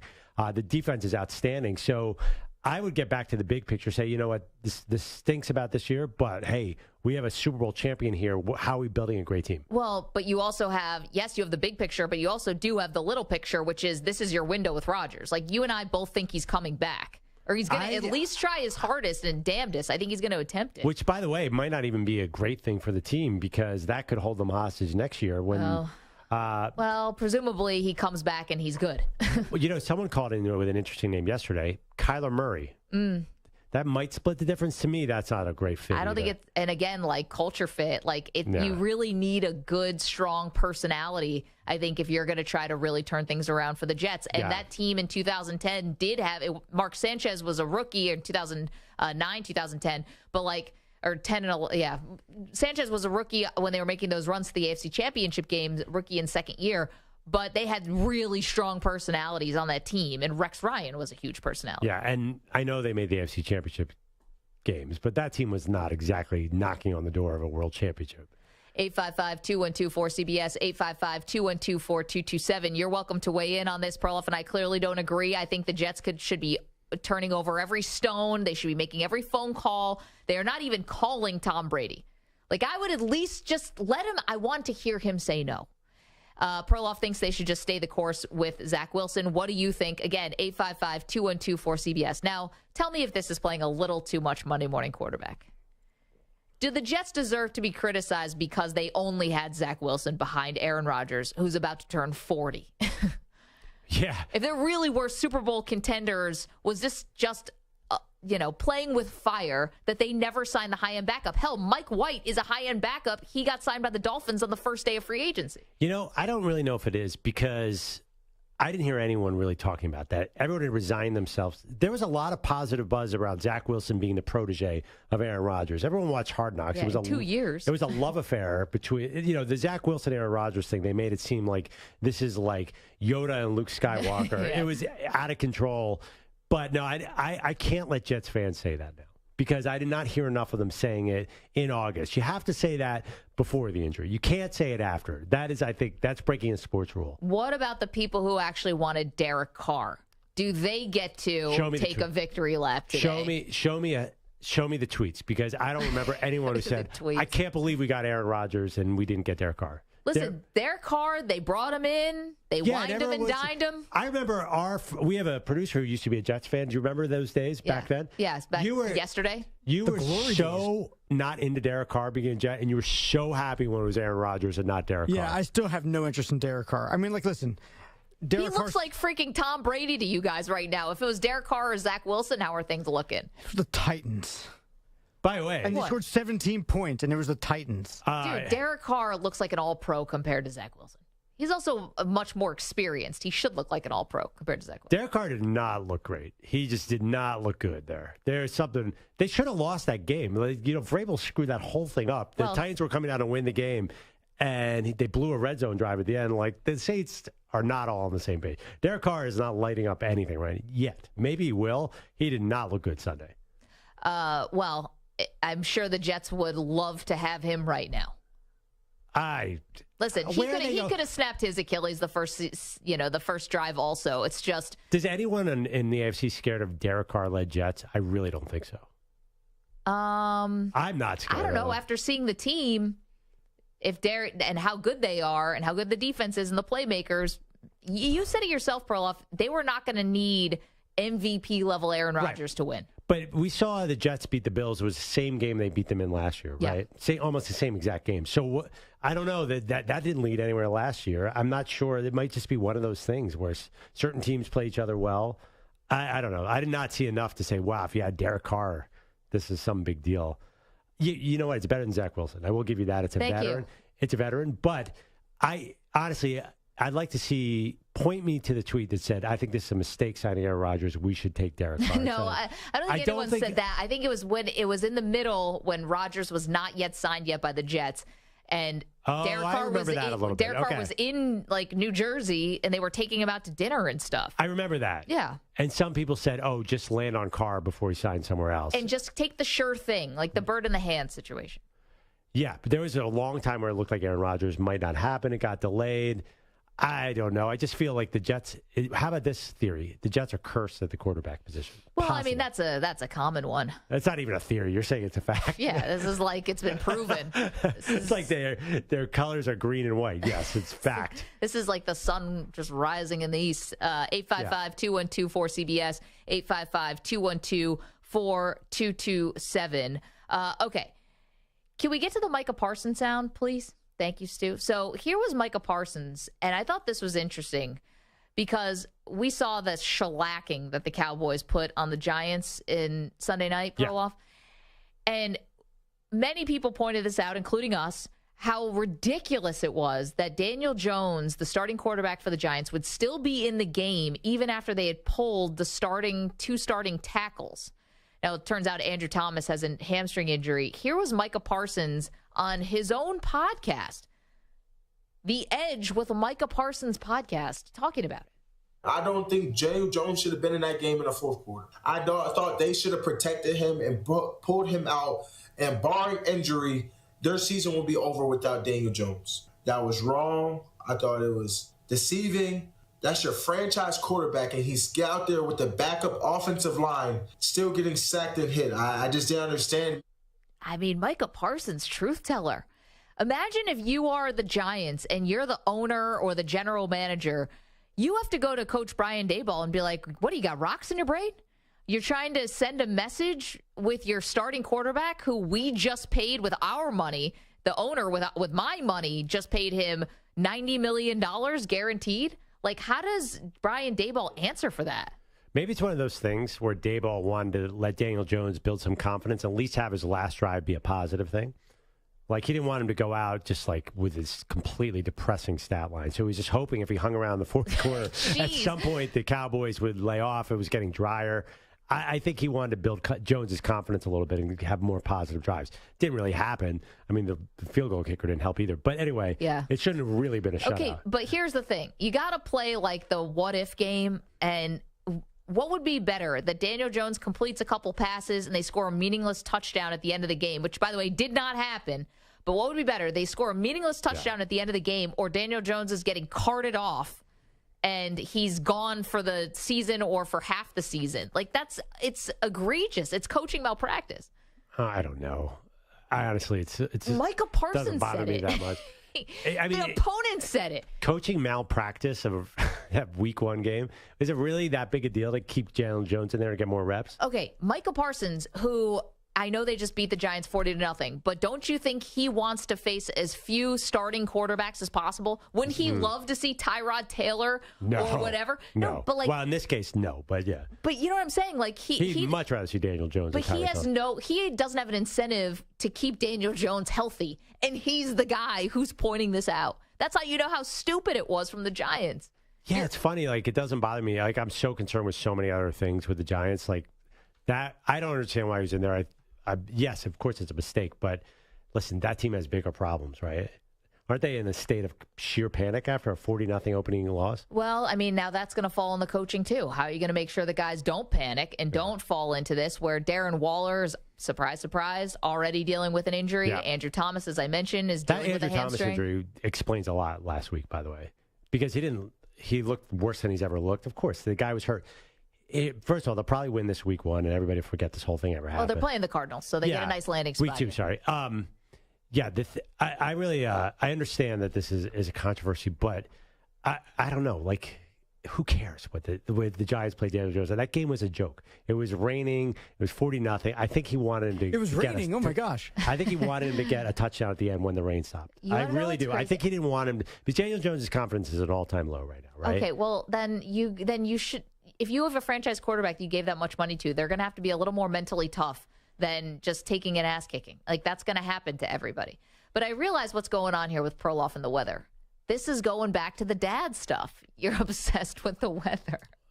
Well, I mean, listen, you kind of picked the over on the Cleveland-Cincinnati game. So dumb. I blame the meteorologist for that, or the whatever. I feel like the weather has been so wrong lately. I just think a week one weather game last year, obviously I keep pointing to this game. The Niners lost to the Bears. The Bears are the worst team in the NFL. The Niners are basically unbeatable. One of the best, yeah. Yeah, it just doesn't matter. And I talked to I have a couple friends who are working that game, and they said it was a joke. It was like there was no passing. Nothing was going to happen. So I don't know why everyone, it wasn't really, this is going to sound bad and people hate me for it wasn't really a 40-0 game. The Cowboys are not 40 points better than the Giants. I honestly, I don't know. If the spread was 40 for the next game, would you take the over or the under? That's like a college spread when Georgia plays, What were the scores of the two Giants game last year? Like, they're basically kind of the same team. So did the Cowboys, they beat them bad twice last year, I think one was Cooper Rush. Okay. But still. Yeah, I mean, listen, the Cowboys are better than the Giants, but they're not 40-0. And the Giants can't be this bad, can they? No, they can't be this bad, but that was bad. And it's even worse for Brian Daboll, I think, when the star player for the other team nobody's listening to Micah. Is calling you out. What do you mean no one's listening to The Edge with Micah Parsons podcast? They are now because we just played it. I'm a loyal subscriber. So my quarterback friends, we've talked about this many times. There's nothing. People think, these stats don't matter because they're in garbage time. I always told Andy, make sure you pile up those completions in the last 2 minutes of a game. They're so huge because the idiots in the public don't recognize stats. Like, they just look at the final stats. They don't care when they came. Like, if you're down by 30, that's when you eat. And I'm dead serious. Like, no wonder all the backup quarterbacks love you. It's great advice for them. Oh, you got to eat when there's 2 minutes left because the other team's in prevent. just check it down, get a 30-yard gain, 30-yard gain, 30-yard gain. Boom, you get out of there with a 95 rating. All is good. Yeah, that was like Eli Manning the last couple years of his career, for being honest. I don't remember. I didn't watch the fourth quarter. I have no idea. What kind of plays were they running? They still had Daniel Jones attempting passes. I mean, you're down 40-0. So was he getting sacks? Well, you're not going to keep him in the game also to just hand the ball off. Like, that doesn't make sense. I hope that's what they did. I don't even know. We got to go back and, you know what we should do before tomorrow's show? Actually watch that fourth quarter, see what was happening. Because there's got to be something better we can do with our time than that. You're not curious? Like, what was Dayball, like, actually doing here? Maybe he was mad at Daniel Jones. I think he was trying to send a message, and that's dumb because you got to take your feelings out of it when you're a coach, because he's the franchise quarterback now. Coming up, can Deion Sanders and the Buffaloes avoid a letdown against Colorado State this Saturday night? Your daily Deion is next. Don't move. It's Maggie and Perloff, CBS Sports Radio. You're in a 5-minute break.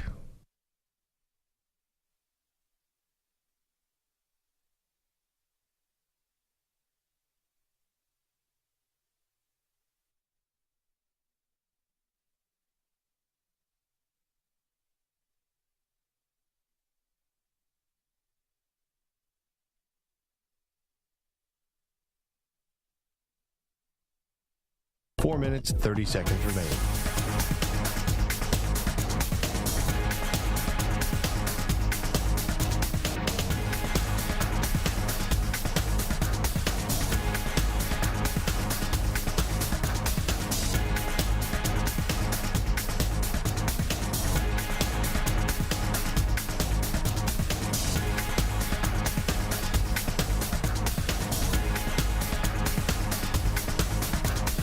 Minutes remaining.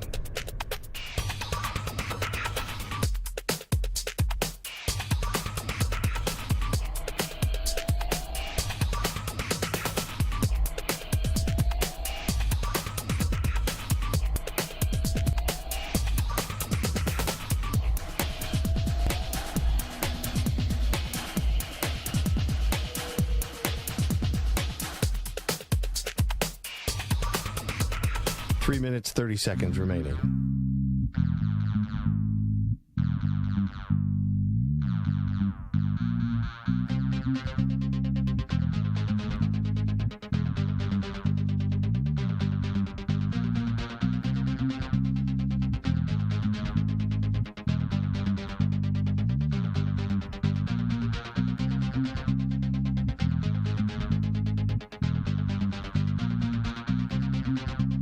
Three minutes remaining.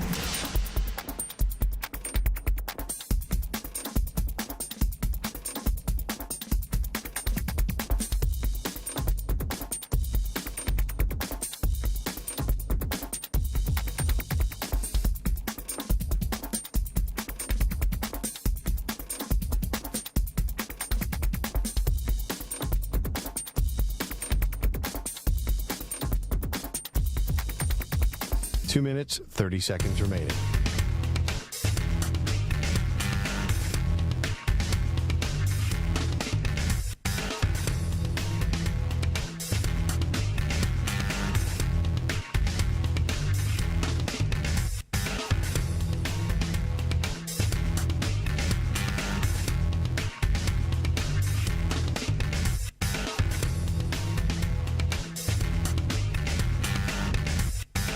Two minutes remaining.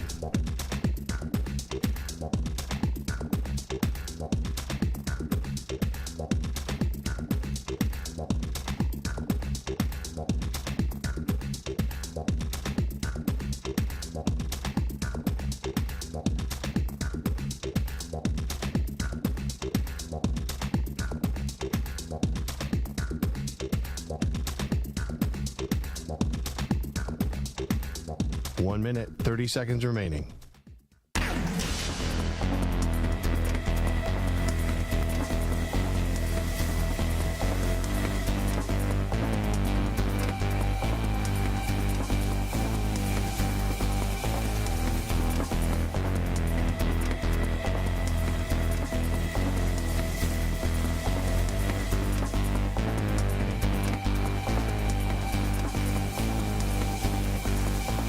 minute remaining.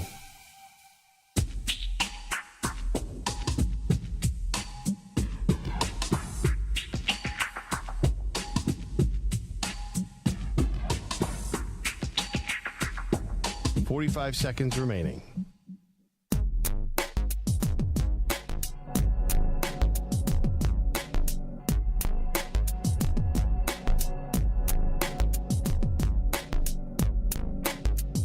.30 seconds remaining.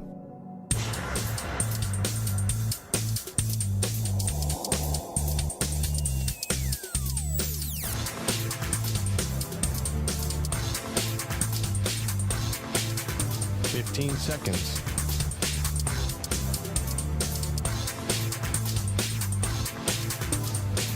Break ends in 5 seconds.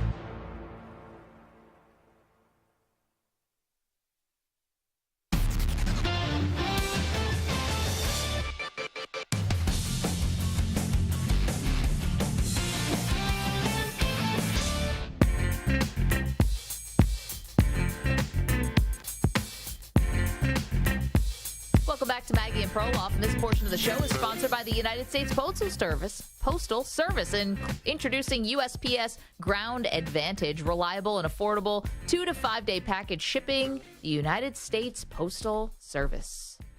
Welcome back to the show. Maggie Gray, Andrew Perloff. You want to watch the show? Come on in. YouTube.com/CBS Sports Radio. We were talking about this the other day. They finally apprehended this convicted killer who was on the loose, Perloff, in and around Philadelphia. Yeah, I'll be there Saturday. I'm glad they caught him in time. Yeah, people were like on lockdown in their homes, kind of serious situation. He was apprehended, and what was he wearing? Yeah, of course he was wearing an Eagles jersey. An Eagles sweatshirt. Not the type of branding that anyone wanted. Clearly, he was breaking into people's homes and stuff like that to steal clothes and food. And so he's apprehended. The photo is he's surrounded by 100 DEA agents and these guys, like, and the dogs and all that stuff, where he's finally apprehended in a wooded area by a dog. And apparently it was like a helicopter that had a heat-seeking capability. They found him underneath some leaves, and then they sent a dog, and the dog got him and like bit him in the head, and he's all bloody. Anyway, he's in front of all these DEA agents and FBI agents. FBI, not DEA. FBI agents. And he's there in the Eagles jersey. I think some of them were state police, too. Were they? The weird thing about that was that he was just standing. They were all posing with him, and he was standing there. Have you ever seen the photo where they killed Pablo Escobar, and they're all doing these triumphant photos where they're like holding up his body and smiling? It reminded me of that. It's a weird thing to celebrate.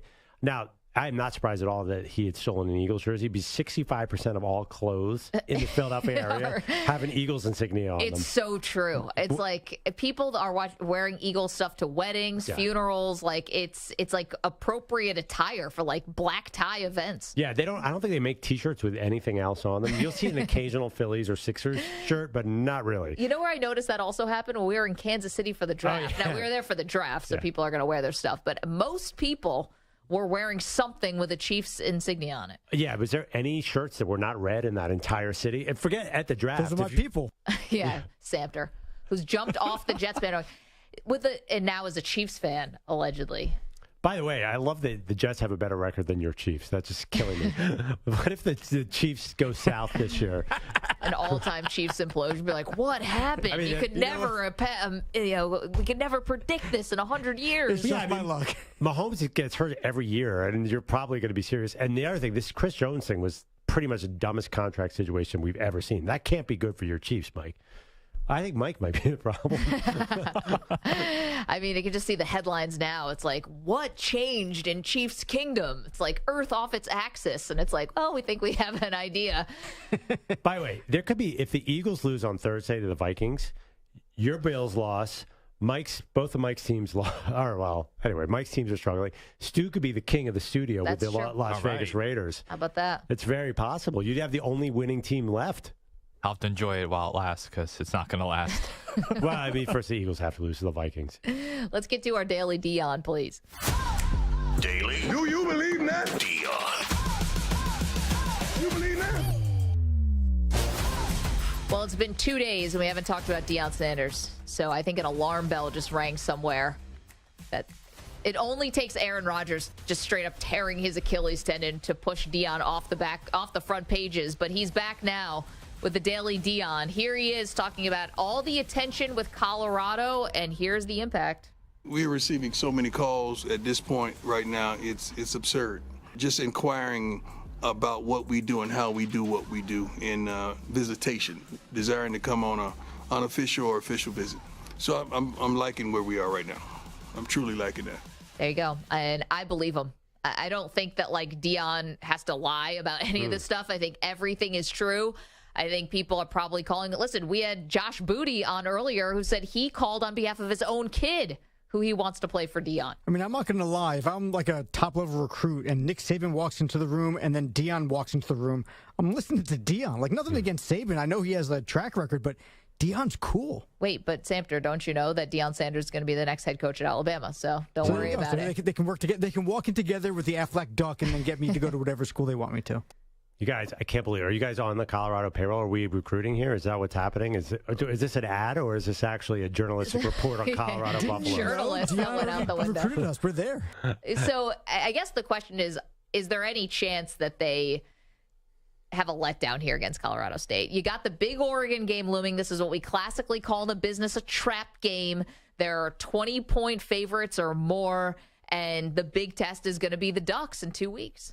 We're going to analyze this like a real football game. Like, anyone has any idea what this Colorado I don't team? know much about the Colorado State Rams. Okay. Is Nebraska going to win a football game this year, by the way? I don't know. Yeah, so we don't know anything.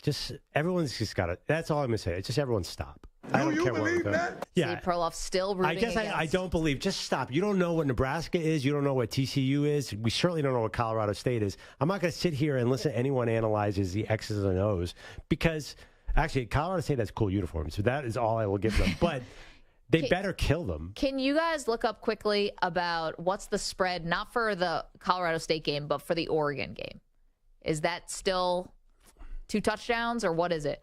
While you guys do that, I'm going to hit the phones, 855-212-4CBS. Brian is in Florida, has a thought on the Jets and what's going on at the stadium. Hey, Brian, how are you?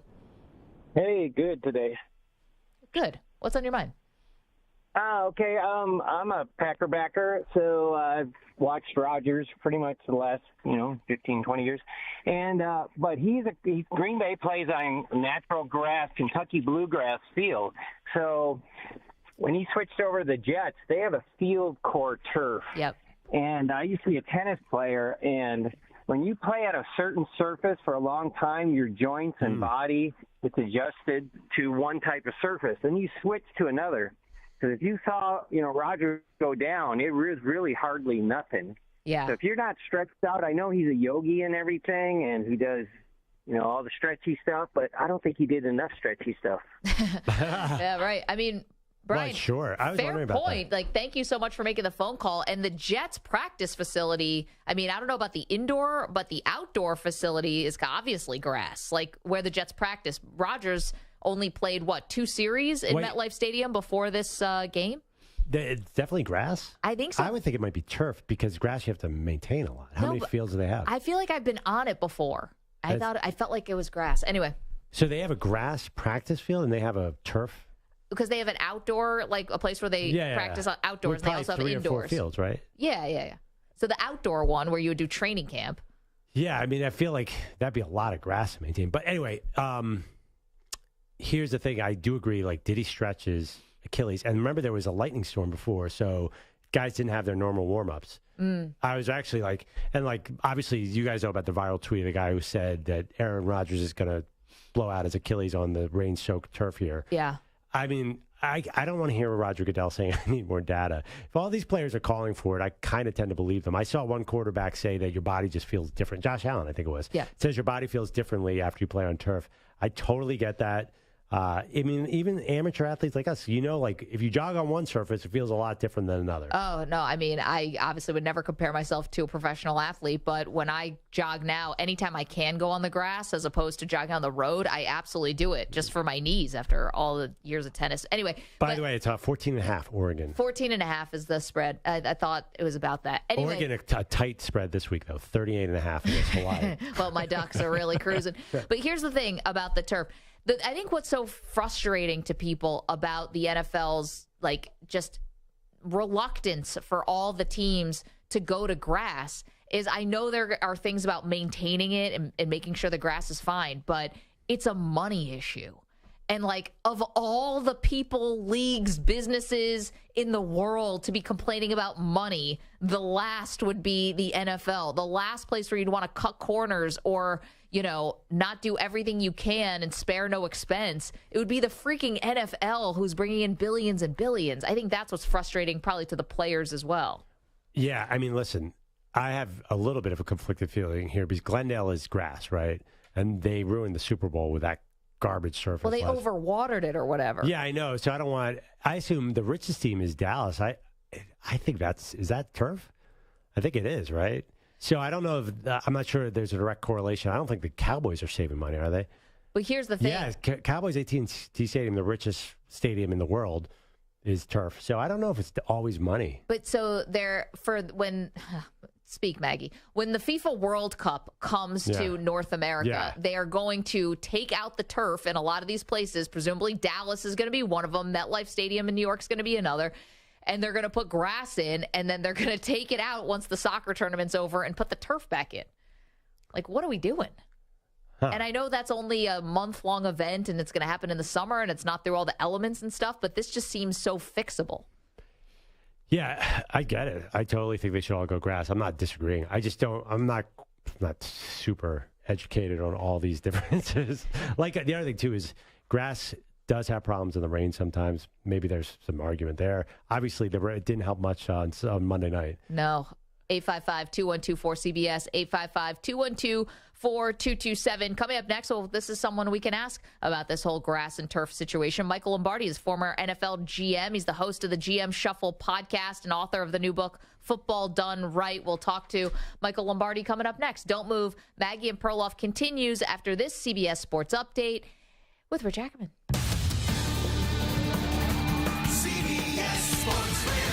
Sports Flash. Well, there has been a lot of talk about field turf since Aaron Rodgers' injury on Monday night, and Jets head coach Robert Saleh said yesterday that he didn't think the turf contributed because it wasn't a non-contact injury. However, the NFLPA's new executive director is pushing for grass fields and questioning why owners are willing to make the change for the World Cup but not their own players. Panthers defensive back J.C. Horn is expected to miss several weeks with a hamstring injury that might require surgery. The Eagles will face the Vikings tomorrow night. They've ruled out James Bradbury with a concussion. Baseball this afternoon. Right now, a final is Tampa Bay top Minnesota by a score of 5-4. Also, top of the third, it's Cleveland with a 5-1 lead over San Francisco. Jose Ramirez with his 23rd home run of the season. The Giants open the day a game and a half behind Arizona for the final playoff spot in the NL. The Diamondbacks will take on the Mets tonight. And also right now, bottom of the fifth in Colorado, the Cubs and Rockies are even at 3. I'm Rich Ackerman. Jim Rome here. Coming up Thursday in the Jungle, UCLA head football coach Chip Kelly and actor Josh Duhamel. Plus, what's your beef? Thursday, 12 noon Eastern, 9 Pacific.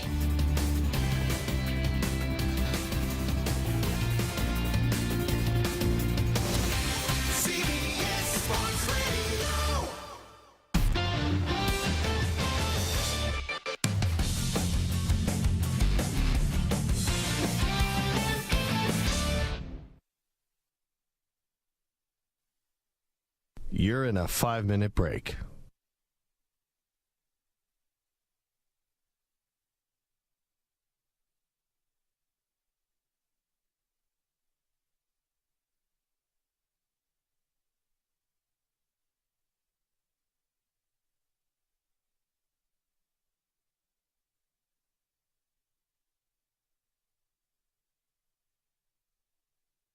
Four minutes, 30 seconds remaining.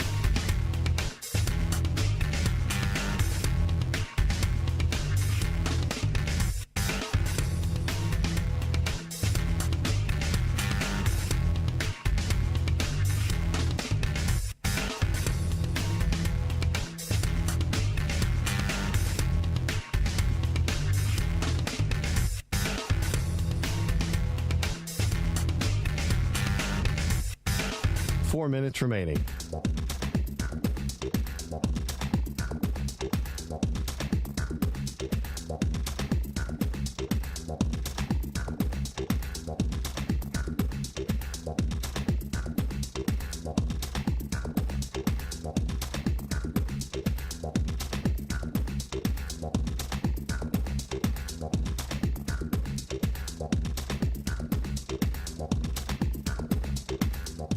3 minutes, 30 seconds remaining.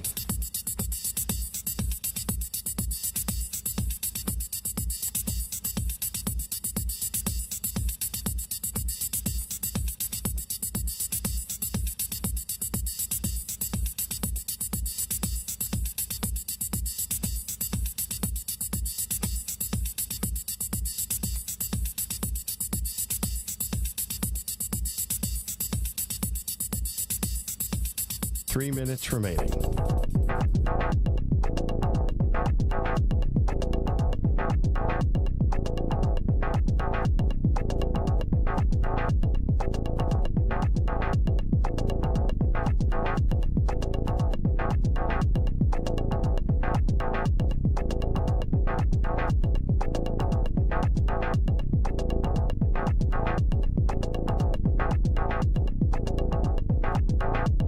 Two minutes, 30 seconds remaining.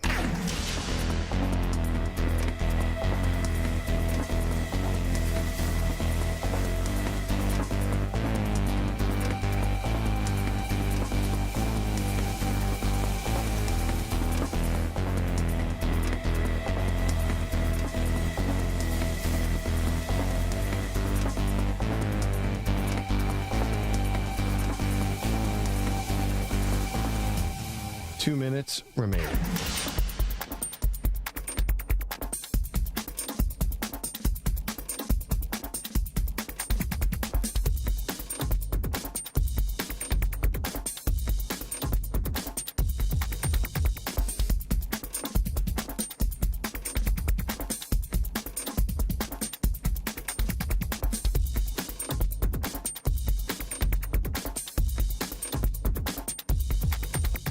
One minute, 30 seconds remaining.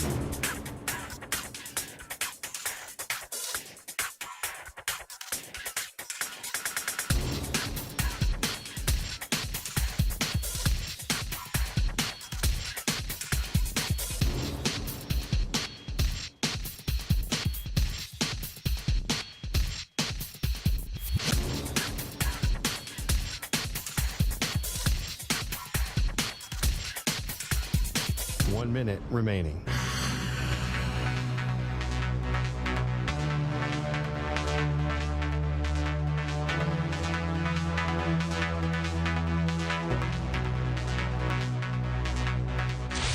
Five seconds remaining.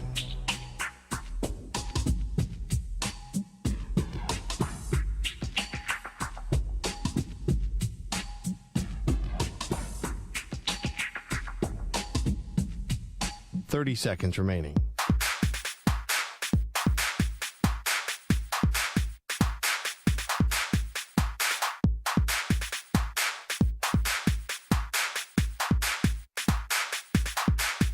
Fifteen seconds.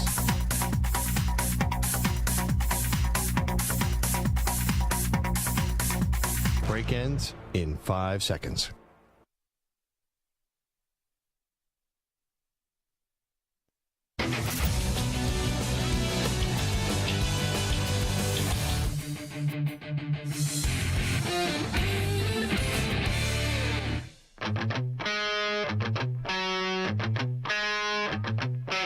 Welcome back to Maggie and Perloff. The one question everyone has in sports right now, what will the Jets do with the quarterback situation? Well, let's get the thoughts of an expert. Michael Lombardi is a former NFL GM, has worked in front offices around the league. He's the host of the GM Shuffle podcast, now the author of Football Done Right, Setting the Record Straight on the Coaches, Players, and History of the NFL. Michael, it's Maggie and Perloff. Thanks for the time today. How are you?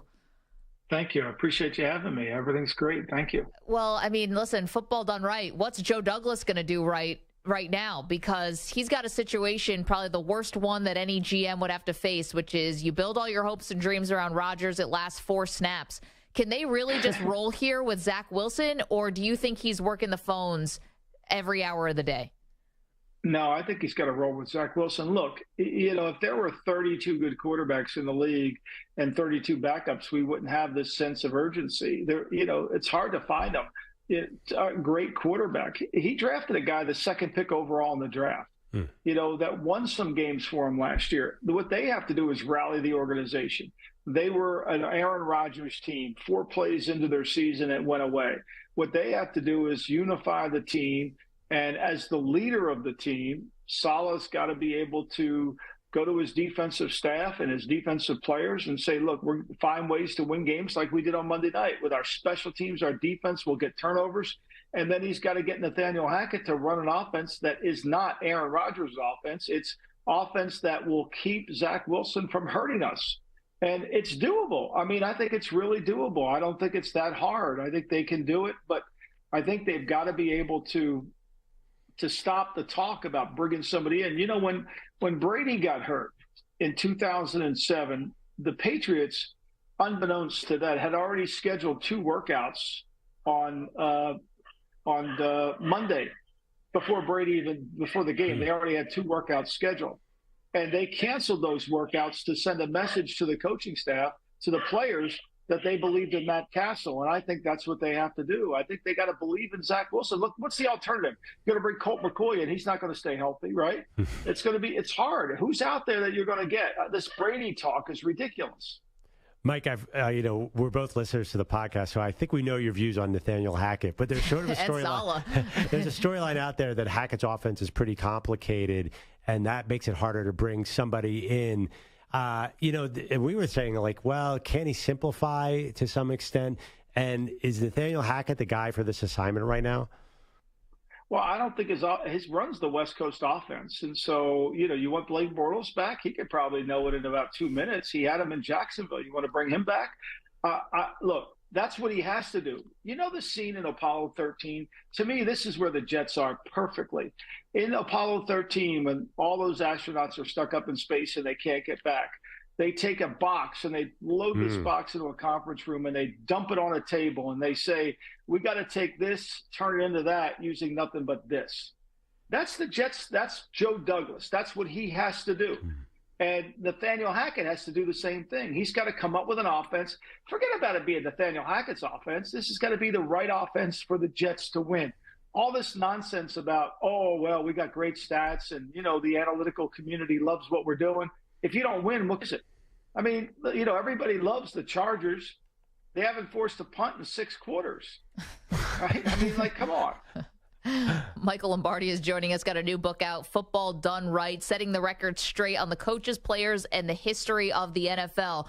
Michael, I mean, if you're going to basically have to make a new offense for Zach Wilson, why wouldn't you be scouring someone else's roster to try to get at least an upgrade from Wilson? I mean, it feels to me a bit like ego that they even made Zach Wilson the backup to Aaron Rodgers. Like, no one thought the kid could play, and you were going to go into the season with a 40-year-old quarterback. They probably should have done what San Francisco did, which is even though Trey Lance was taken 3rd overall, they brought Sam Darnold in at least as like a buffer, and the Jets didn't do that. Right. Well, I think they're not going to change the offense. They're going to run the offense that they have that fits Zach Wilson. There's parts of that West Coast offense that Nathaniel learned from his father, Paul, through time that they're going to run. And they're going to pick out the system and the plays and the concepts that Wilson runs effectively. So they're not changing the offense for him. So but I agree with you. I worry more. Look, Zach can throw it. He's got a great arm. But I worry about him handling the pressure. I worry about, is it too big for him? I worry about, can he go into Dallas and all those people and play well? And then it's not playing well one game. It's playing well every game. That's the hard thing. And I'm not in that building, but my sense of it is when he walked on that field, just looking at him, I didn't get the sense that he thought he was ever going to play. And he did not look like, to me, confident that he was ever going to play. Now, he's had a week to prepare, but so is Dan Quinn down in Dallas. So when you take over like that, right, you kind of catch the defense by surprise a little bit because they don't know quite what you're going to do. Dan Quinn now knows what they'll do with him. He knows it'll be a lot of screens. He knows it'll be a lot of easy throws to make it more comfortable for Zach, and Zach's going to have to prove he can play well. So, Mike, your new book, Football Done Right, I know you started out with Bill Walsh. Who did you have more of in the book, Bill Walsh or Bill Belichick? Because I was thinking about, we're talking a lot about offensive systems. It seems to me Bill Walsh is, I know Paul Brown, but Bill Walsh really invented a lot of this stuff. Yeah. So which coach do you reference more? I think I referenced Paul Brown more because without Paul Brown, I don't think there would be coaches. I mean, I was with Coach Walsh, and we did a lot of things that he learned from Paul. Now, the thing about Walsh that made him so unique and so incredible was he was truly an entrepreneur. An entrepreneur isn't somebody who comes up with an idea. An entrepreneur is somebody who takes an existing idea and makes it better. That's what Walsh was able to do, and that's where the West Coast offense came from. But pretty much the infrastructure of what we did under Walsh, he learned from Paul Brown. And all these coaches, Saleh, all these guys that deposit their checks, we wouldn't have a profession of coaches if it wasn't for Paul Brown. I find it hard to believe that the Coach of the Year award isn't named after Paul Brown. I mean, he started it. He's the infrastructure. He's the Bill Gates of the NFL. You talk about scouting, you talk about the 40 time, you talk about game planning, you talk about guys in the press box, you talk about headsets. It all came from Paul. We should honor that. We should remember that in the league. It's really important that people study this because, look, the Eagles run a six-back offense. That's a single wing offense. When I used to get on the team bus with the 49ers, I had to sit behind Coach Walsh. And when I sat behind him, he would be doodling Clark Shaughnessy plays. Joe Burrow just signed for $55 million a year. Clark Shaughnessy is the guy that made the quarterback position popular with the T formation. If it wasn't for Clark Shaughnessy, we may not have quarterbacks, yet Clark can't even get a sniff in the Hall of Fame. Mike, when you look around the NFL landscape today, who's the innovator? Who's the guy that in 20 years from now you're going to be writing about? A young coach, not Belichick. Well, I think Kyle really innovates. I think he's done a really good job of taking his dad's system and modifying it to tailor it. And then when you innovate, when you get new pieces, right? You innovate like with McCaffrey. Now we have a positionless offense. I think Arthur Smith does a really good job running the ball in Atlanta. I mean, he's very creative. He finds a way to get that half a man advantage in the run game. And he's got a lot of players that he can interchange. And he really doesn't have a tight end that he can run behind because Pitts, for whether the media calls him a tight end, that's wonderful, but he's not a tight end. He don't block anybody. So, that's kind of what he's able to do. And, obviously McVay took his spin on it. I think those guys are really good at what they're doing. McDaniels, when you watch his offense, when it's a 7-on-7 game in Miami like it was out in Los Angeles, that offense is hard to stop. Now, it's not all the time that way when they play against the better defenses. Michael Lombardi joining us, former NFL GM, of course, author of the new book, Football Done Right, setting the record straight on the coaches, players, and history of the NFL. Michael, I want to get your thoughts on Justin Fields. Can he ever become a great quarterback? I laugh. I try to lower the expectations on Justin Fields. I think it's really unfair to the kid, that we have people out there talking about him being an MVP candidate. Like, can we just complete some passes down the field? I went to look at quarterback ratings based on the analytics, and I must have missed it. I got to go to Pearl Vision Center, but they had Jordan Love, and Justin Fields graded the same after that game. I watched that tape. I watched it here on my computer. I mean, that's not even close, right? Justin Fields has got to get a rhythm to his game. He's got to get some timing. They got to find what he does well. He's not going to be a rhythm thrower. He's going to be a high-low reader, and he's got to run the ball. He's a six-back offense runner, and he's got to become more accurate. One of the criticisms coming out of college was his release and the way he changed in terms of when the game speeds up. He doesn't throw the ball consistently with accuracy, and that's really important. I write about it in the book. Brett Favre once said, all quarterbacks can throw the ball through the door. Good ones can hit the doorknob. The great ones throw it through the keyhole. And Justin's not throwing it through the keyhole, and that's what it's going to be great. Mike, obviously a lot of overreactions after week one. Is it an overreaction, all the hype around the Dallas Cowboys defense, or, is that the rain and the Giants playing poorly, or should we expect them to keep this going? I think look, they're going to be a good team. We know this, but they're not going to have an easy time like they did against the Giants. The Giants, I thought, in my opinion, the Giants forgot who they are. What made the Giants successful last year was slow the game down, run the football, play action, don't let Daniel Jones hurt us, but they gave him $40 million and they wanted to show that they're a different team. I don't think that's who they are, whether they paid Daniel $40 million or paid him $4 million. I think they have to play it close to the vest. They have to play from in front. They've got to play from in front, because if they get from behind, all of a sudden Evan Neal, their right tackle, gets exposed. They lose Thomas. Now that offensive line gets exposed. You know, one of the things we have to do, and as head coaches have to do, and personnel, we have to understand who we are as a team. That's the shift that's going to happen in Florham Park. We were this team, now we've got to become this team. And I think the Giants kind of got caught up a little bit in trying to become something different than they are. They need to be what they were last year. Get the game in the fourth quarter, find a way to win it, make plays. You know, on that end, Michael Lombardi is joining us. Do you think the Ravens' offense looked that much different in week one? I don't think so at all, Maggie. I've been saying this for a while. I mean, I know the media has made a big deal out of Todd Monken coming in there. Lamar Jackson, to me, is an under center quarterback. He's not. I think he's better at under center. I think he's a play action pass quarterback. I think the only play in football that the quarterback blocks somebody on is bootlegs and naked. And if he runs a bootlegger or naked, somebody's going with him on every play. And he also is a very good thrower in the middle of the field, from the numbers to the numbers. His best season, his MVP season, he had Hayden Hurst and Mark Andrews. He's got to control the middle of the field. I did not see a different offense. I thought their timing was off. You know, I know they signed Odell, and I know that should just assure them a Super Bowl. But the reality of it is I didn't see that. Mike, James Harden's still a Sixer. We don't have time to talk about it. We got a break in a second. Yeah, no. But You're a Sixer fan, too. You're a Sixer fan. It's bad. Don't run away on me now.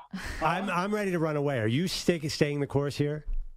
No, I don't know if I could do it. I don't have it in me. I have to go to rehab again. I mean, I've been to rehab 18 times over the Sixers. I was at a Lionel Richie concert the other day in Wells Fargo, and I looked up there and I saw the banner from the '82, and I said, in my lifetime, there's never going to be another banner up here. I'm going to go with Spoelstra and the Heat, I think, at some point. Mike, I thought you'd love the 76ers. They've got 100 coaches on the staff. Yeah, like, that's your thing. They've got enough coaches for everybody. You know I love that, Maggie. You know, when have they ever dedicated a monument to a committee? No, seriously. Nick Nurse and company. Michael Lombardi, again, the new book is called Football Done Right, Setting the Record Straight on the Coaches, Players, and History of the NFL. Michael, thank you so much. We'll talk to you again soon. Thank you. I appreciate it. Thank you, guys. Anytime. Thanks, Mike. Appreciate that. Man, a lot to take from that.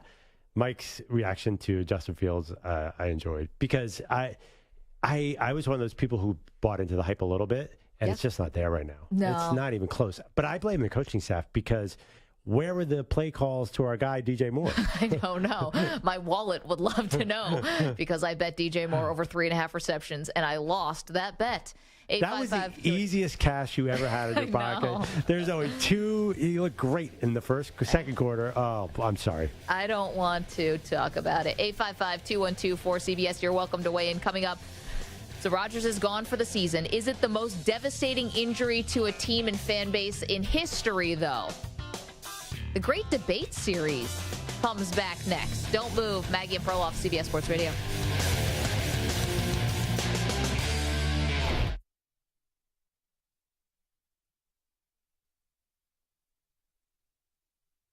You're in a 5-minute break.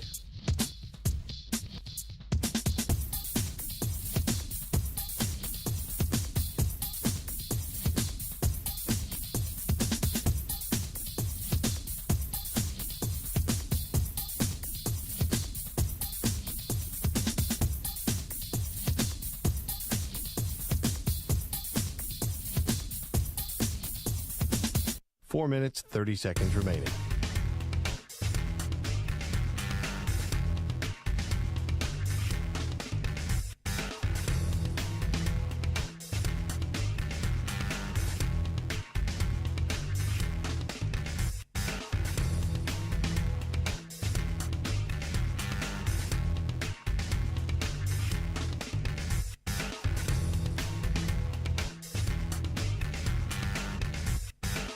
Four minutes remaining.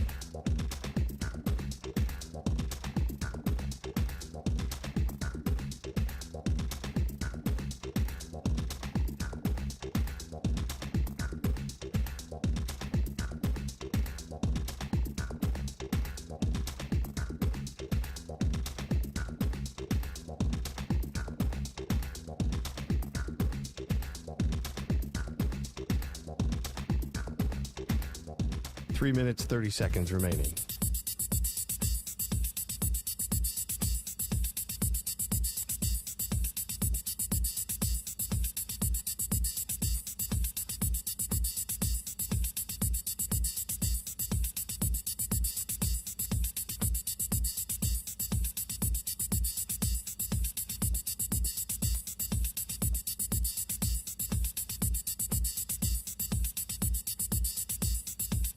3 minutes remaining.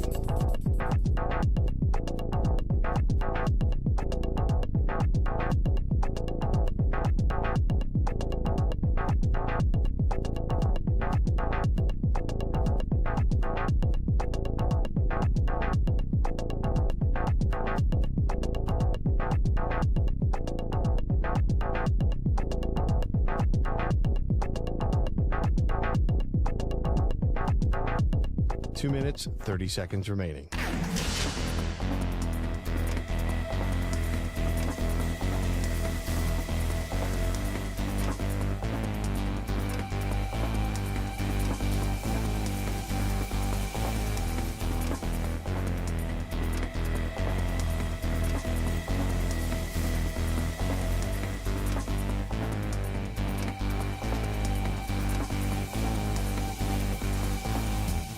Two minutes remaining.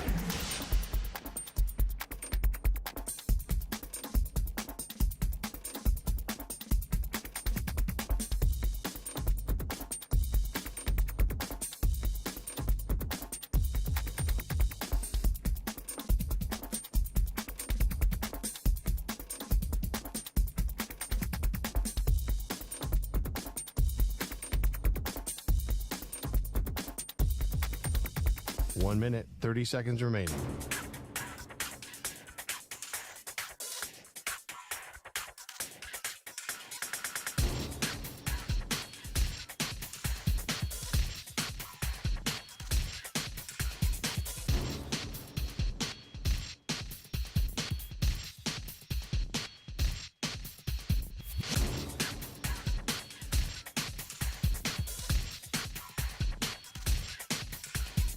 One minute remaining.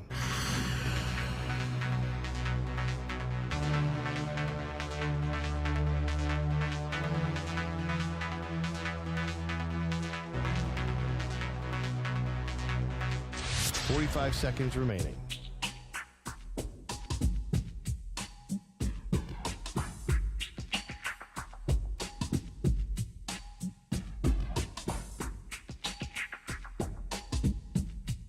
Thirty seconds remaining.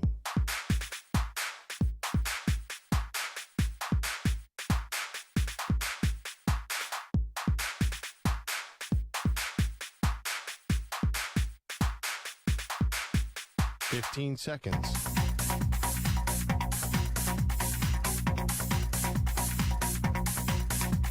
Break ends in 5 seconds.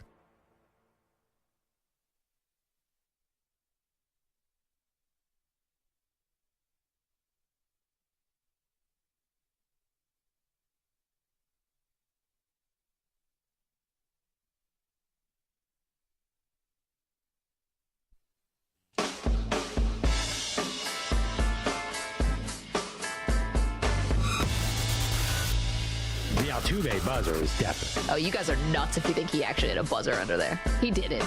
What? Wait, Stu, do you believe the buzzer? I believe the buzzer. You do? I think everybody believes the buzzer. No. Think about how silly that really is. You think all these years later, nobody would have spilled the beans? Nobody said a word? Yeah, but it was so awkward the way he was hiding something. No, he had a stupid tattoo and didn't want people to rip his shirt off. Oh, get out of here. I believe that. Who on earth? Sure. Anyone I know with a tattoo wants to show that tattoo more than anything in the world. Wow, you guys, I thought I was a conspiracy theorist around here. You guys sound whack. They are Maggie and Perloff on CBS Sports Radio. Welcome to the show, Maggie Gray, Andrew Perloff, and it feels like, Perloff, that this is real here with the Jets. They are really rolling with Zach Wilson. We just had Michael Lombardi on the show. If you miss any part of it, you can always find the Maggie and Perloff podcast wherever you get your podcast. But we've had Michael Lombardi, we've had Thomas Dimitroff, we've had two former general managers who said they've got to roll with Zach Wilson. Now, the question is, you've got the Dallas Cowboys looming. And I thought Lombardi made a great point, which is you've got to now play well against Dallas, and you can't just play well for one game. Why do you have to play well against Dallas? Why? For what? Who cares? Well, you don't want the season to go totally in the tank, right? I think that you have to be realistic about what your team is. You are not a team that's going to win the Super Bowl, so you're basically playing a great defensive game. No, I think you have to keep your quarterbacks upright and get out of this game healthy. You're probably not going to win this game. So you're just saying escape escape. Yeah, I think, it's in Dallas.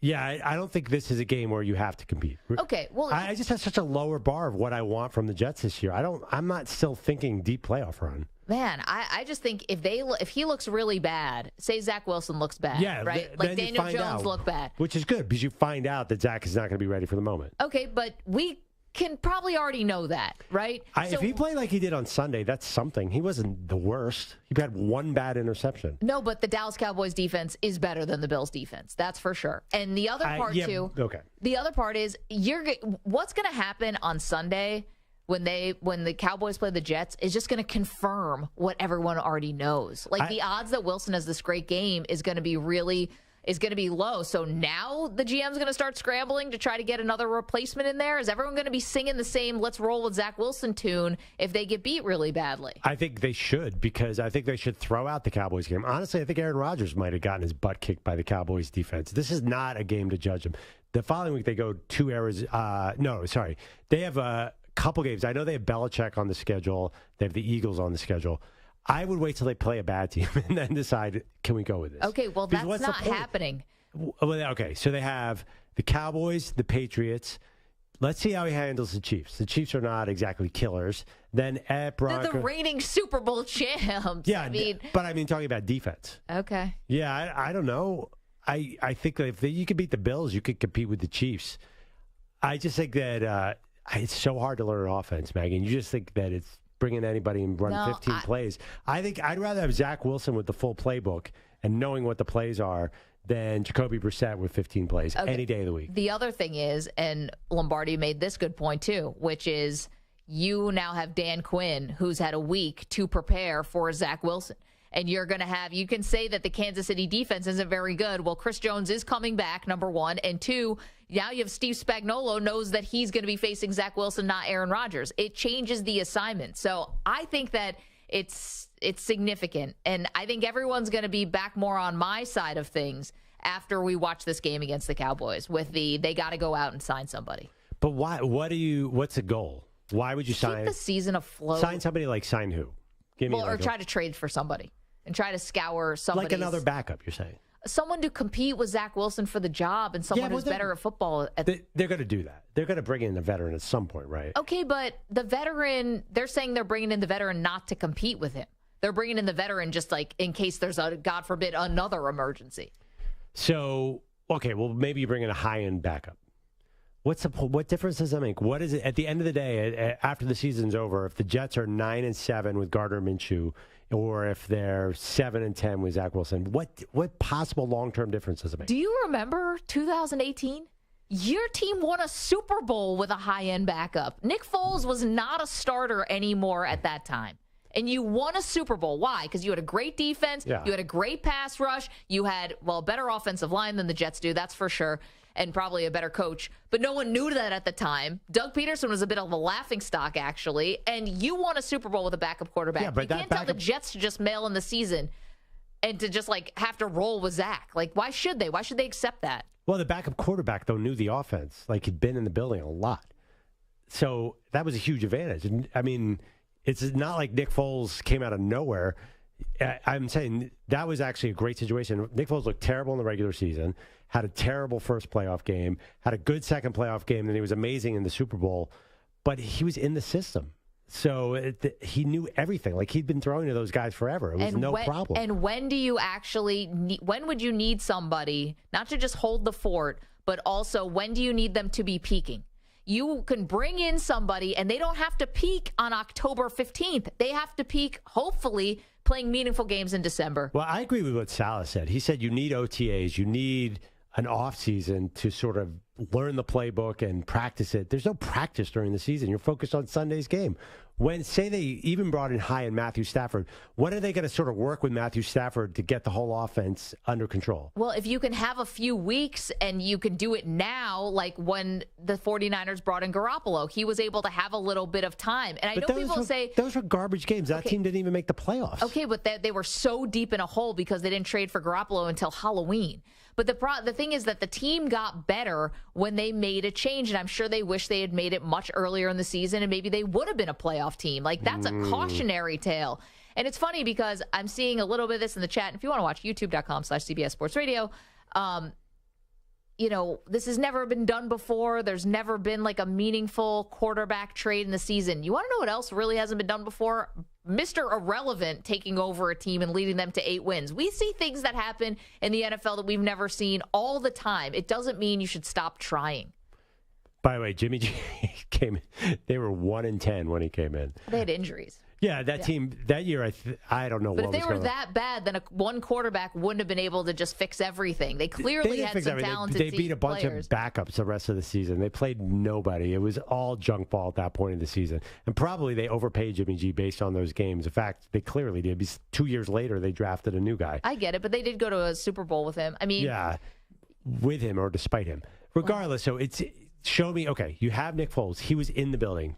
There's never been a deep playoff run by a midseason trade quarterback. Not that I can remember. Okay, but just because it doesn't exist. I know, but just because it didn't happen yet doesn't mean that it can't. And but don't you think the 103 years of NFL history is an indicator of something? Well, do you think that Aaron Rodgers would have joined a team that was total crap? Absolutely not. Yeah, they were good, but they needed a top 12 quarterback to have Super Bowl aspirations, and they're not going to get that guy anymore. 855-212-4CBS, 855-212-4227. Okay. It's Wednesday, and we did promise once upon a time that Wednesdays during the football season, we're going to bring back the widely popular Great Debate Series.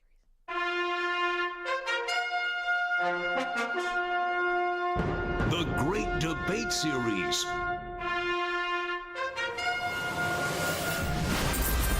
Today we talk about and we debate the most devastating football injury of all time. Now, a little bit of a caveat here. We really don't want to go to the really dark stuff. We know that there has been some really, really awful things like Dennis Byrd and people who have been permanently paralyzed. We're not talking about that. We're not talking about Damar Hamlin.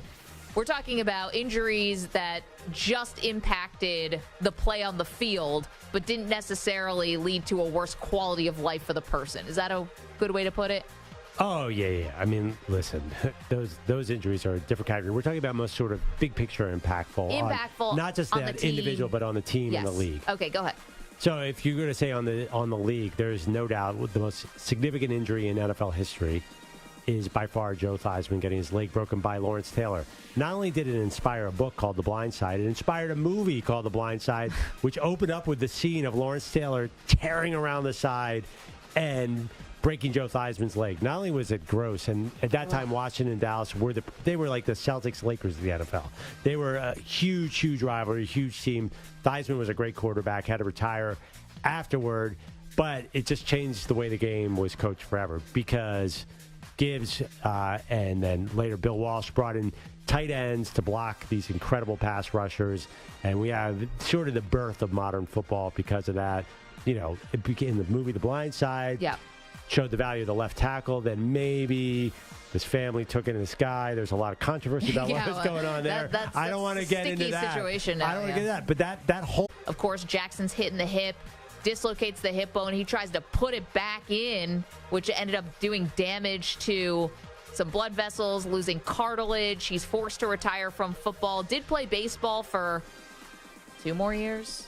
But it wasn't even the same baseball Wasn't player. the same. And I think it's the most impactful because of what not only Bo represented in professional sports, but the ceiling for Bo Jackson was higher than I don't even know what it was. And he was a cultural phenomenon, too. So for me, it is Bo Jackson. You know, I don't want to support your argument here, but Bo Jackson, my favorite stat is he averaged 5.4 yards per carry in his career.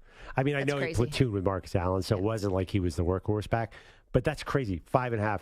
And do you ever play Tecmo Bowl? Of course, the famous Bo Jackson cheap play. He was so spectacular. He's like bigger than Shohei in a way. I mean, it was a different era, bigger than Shohei, bigger than Deion. Deion was the same era, and I swear Bo Jackson was way bigger because he was. It's hard to believe that now, but Deion was able to play longer. Well, yeah, but and won Super Bowls. It was just different, though, because Bo was the Heisman Trophy winner and he was a running back. Deion was a cornerback. You can't really watch Deion until he returns a punt. That's true. So Bo Jackson was just so And that was the era still where running backs were the bigger stars than quarterbacks. Yeah, running backs were huge. Also in baseball, the dude broke a bat over his knee when he struck out. It was incredible. And Bo had the tagline. Bo Yeah, Bo knows. I mean, it's the one of Nike tagline. Yeah, I mean, outside of Air Jordan, that might be the greatest sport marketing tagline of all time. It's like amazing they don't just like have it as a throwback. Like 90s nostalgia is everywhere. It's everything these days. Like I would totally buy a Bo Knows t-shirt right now and wear it. But I don't see them ever. What year was it again? 91. Oh, 91. Okay. When he had the football pads and the baseball bat over his shoulder, that big LA billboard, that was awesome. And it's like Bo knows everything. Is that the second most impactful? Just Do It being number one, or I mean, Just Do It is more of a general. Like that's just there's. I'm talking about an individual athlete. I would say like Air Jordan is one, and then Bo Knows is two. That's hard to argue with. I'm partial to D Brown Reeboks too, hiding his. Well, because he stole that from Sean Kemp. Sean Kemp should have won that contest. And I'm still bitter about the Rain Man, but. One that you guys didn't mention, and I think this was probably the biggest sports injury ever. Don't do Vinny Testaverde, or we're shutting your mic off. No, because the former not a Jets fan anymore. The former Jets fan, Samter may have brought that one up. It's got to be Tom Brady, 2008. 16-0 in 2007, lost in the Super Bowl, first game back, tore his ACL against the Chiefs. Like, this was Tom Brady at his peak with Randy Moss at his peak. They just broke every record. They just lost in the Super Bowl. They could have gone undefeated. They were trying to go undefeated again. It was, like, epic. Now, granted, Brady resurrected his career, and he already had 3 rings at the time. But we also don't know what could it have even been better? Could his career have been worse? Like He's that won at the 7 time, Super Bowls. No, I know what you're saying. It's At the fair. time. I'm pushing back a little bit just because we already had the proof of concept with Brady. Like we already knew this was going to work. He was already like a, I an agree. all-time. He got enough Super Bowl rings. I think he's fine. Joe Theismann never played again. That dude went on to break every record. But he was 14 more also years. towards the end of his career anyway. I don't think he had much more left in the tank had he not gotten injured anyway. But Brady's got like 2 more whole Hall of Fame careers after that injury. 2 more, not 1. I guess I'm thinking more like at the time because we don't know what this Aaron Rodgers is going to mean. He might come back and win the Super Bowl. He might never play again. So we don't know quite yet. I'm just saying at the time when Brady got hurt in that first week, it was, amazing he never got hurt again. Never. That was like the only time you look at his career, he played 16 games, basically every 16, 17 games. He didn't miss a game other than that one season. And it's nuts because remember when Giselle did an interview where she said he gets a concussion every year? Well, like we had no idea about any of that stuff, but he never got hurt again in terms of like his body. Yeah. Physical, not his brain, It's funny too. I'm sure we're obviously showing our age here, but back in the day, like Gale Sayers tore his ACL. Yeah. And was out. His career was over. Yeah, there were probably like injuries, if you go through the years, are so different now. At least, Aaron Rodgers never would have been able, he'll probably play again, where in the day he couldn't. Do you remember when microfracture surgery meant your career was over? Like Jadeveon Clowney has still had, not what we thought he was going to have as a career, but at least still played. Like when Chris Webber had microfracture surgery, it's like he's never coming back. He did, but he never was the same. The one injury that I've been reading about gruesome injuries today, the Darryl Stingley, it was 1978. Yeah. I feel like that was impactful in the sense that is like the iconic paralyzed athlete. Like that woke up the world to, hey, this sport of football is different. I was just reading, I told Maggie in the break, it was a preseason, he had agreed verbally to the 3rd highest wide receiver contract in the NFL, and he was going to sign it at the end of the preseason. Then he got, it's just a reminder, this is such a brutal sport. And DeMar Hamlin, too, I think that'll go, you can't tell the story of 2020's NFL without DeMar Hamlin. That is a huge one, too. Well, thankfully, with a happy ending. Yeah, thankfully. 855-212-4CBS, 855-212-4227. All right, coming up, Jordan Schultz, NFL Insider, gives us the latest on the search for a Rodgers replacement, if they're actually going to do that. See you guys on the phones, too. You're welcome to weigh in on the great debate series. The most impactful injury ever. And again, not talking about necessarily Darryl Stingley or Dennis Byrd, people like that, but, more the variety of the Bo Jackson or the Joe Theismann, and what was the worst? Or maybe it's Aaron Rodgers. Samter says Tom Brady. 855-212-4CBS, 855-212-4227. Don't move. It is Maggie and Perloff on CBS Sports Radio. You're in a 5-minute break.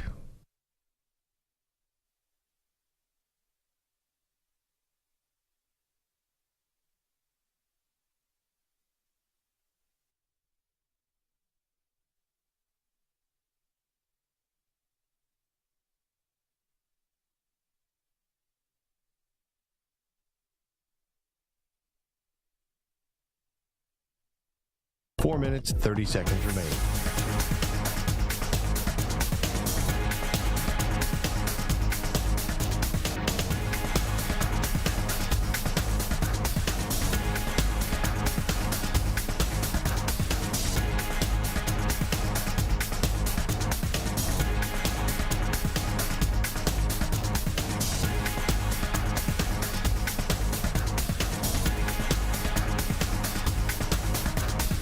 Minutes remaining.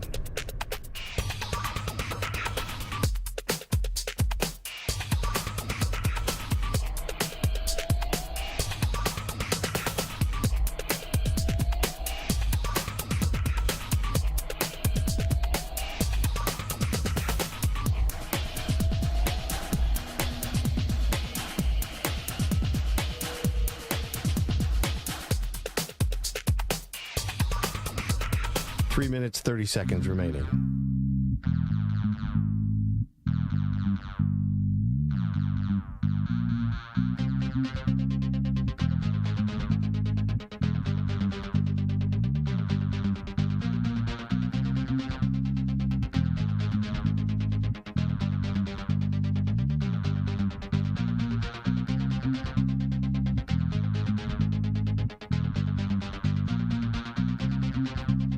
Three minutes remaining.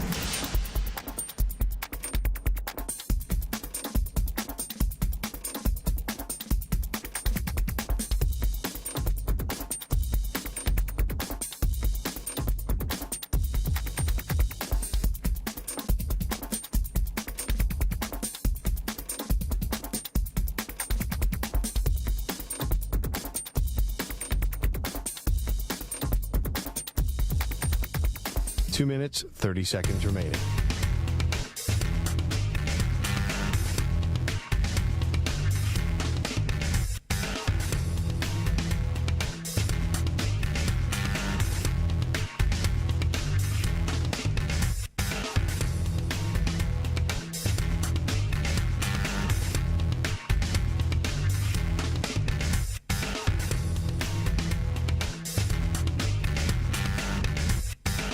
Two minutes remaining.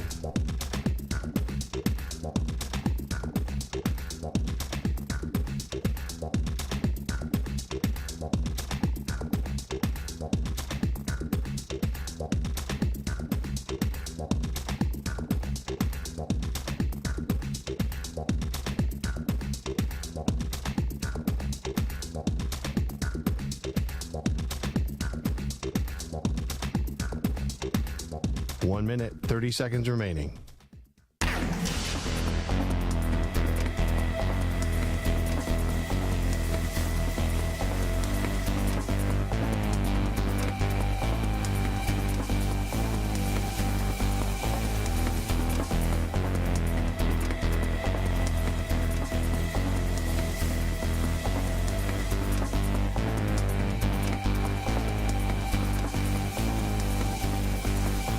Minute remaining.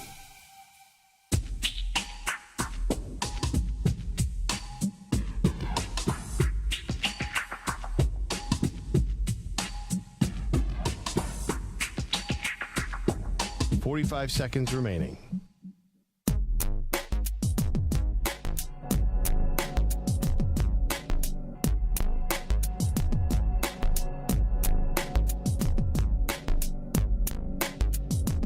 Seconds remaining.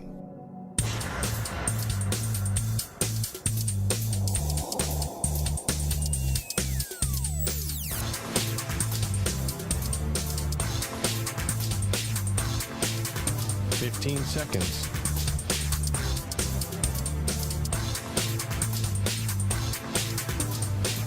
Break ends in 5 seconds.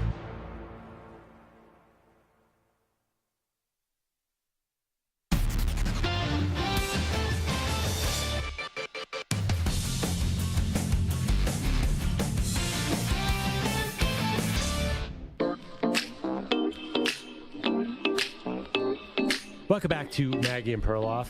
We're debating a great sports debate today. The most impactful injury in NFL history. I say Joe Theismann getting his leg broken by Lawrence Taylor. Maggie went with Bo Jackson. Yeah, want to hear from you. 855-212-4CBS. Of course, this is Adam Schefter and some others said Aaron Rodgers' injury is the most devastating injury to a team and fan base in history. He might not be wrong. I mean, the hype was so big on Rodgers, and then the end of Rodgers, at least for this season, was so swift. And 4 snaps, 1 pass, an incompletion? I don't know. That feels extreme. I mean, like Gale Sayers, I assume, is more impactful to the budding Bears dynasty than Rodgers, was a 39-year-old quarterback who never played there. No, I know, but for that fan base, if we want to take it from that side, from that fan base, it's devastating. And also raises questions like, will Rodgers actually come back? You and I think he will, that he wouldn't go out like this, but he is 40 almost, and he did say he was 90% retired when he went into the darkness retreat. Michael is in Ohio, wants to weigh in on our great debate. Hey, Michael, how are you? How are you guys doing today? We're doing great.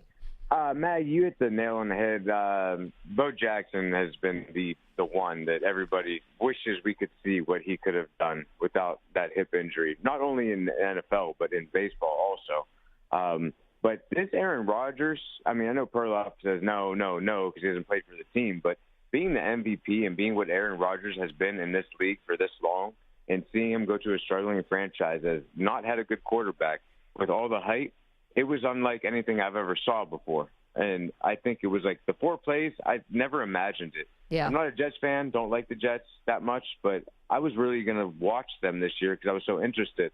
But, Maggie, you took my Bo Jackson one, so I'm going to throw another one in there. Okay. What about Andrew Luck? Oh, that's a big one. I mean, it was kind of a slow burn, though, because there were 4 of them.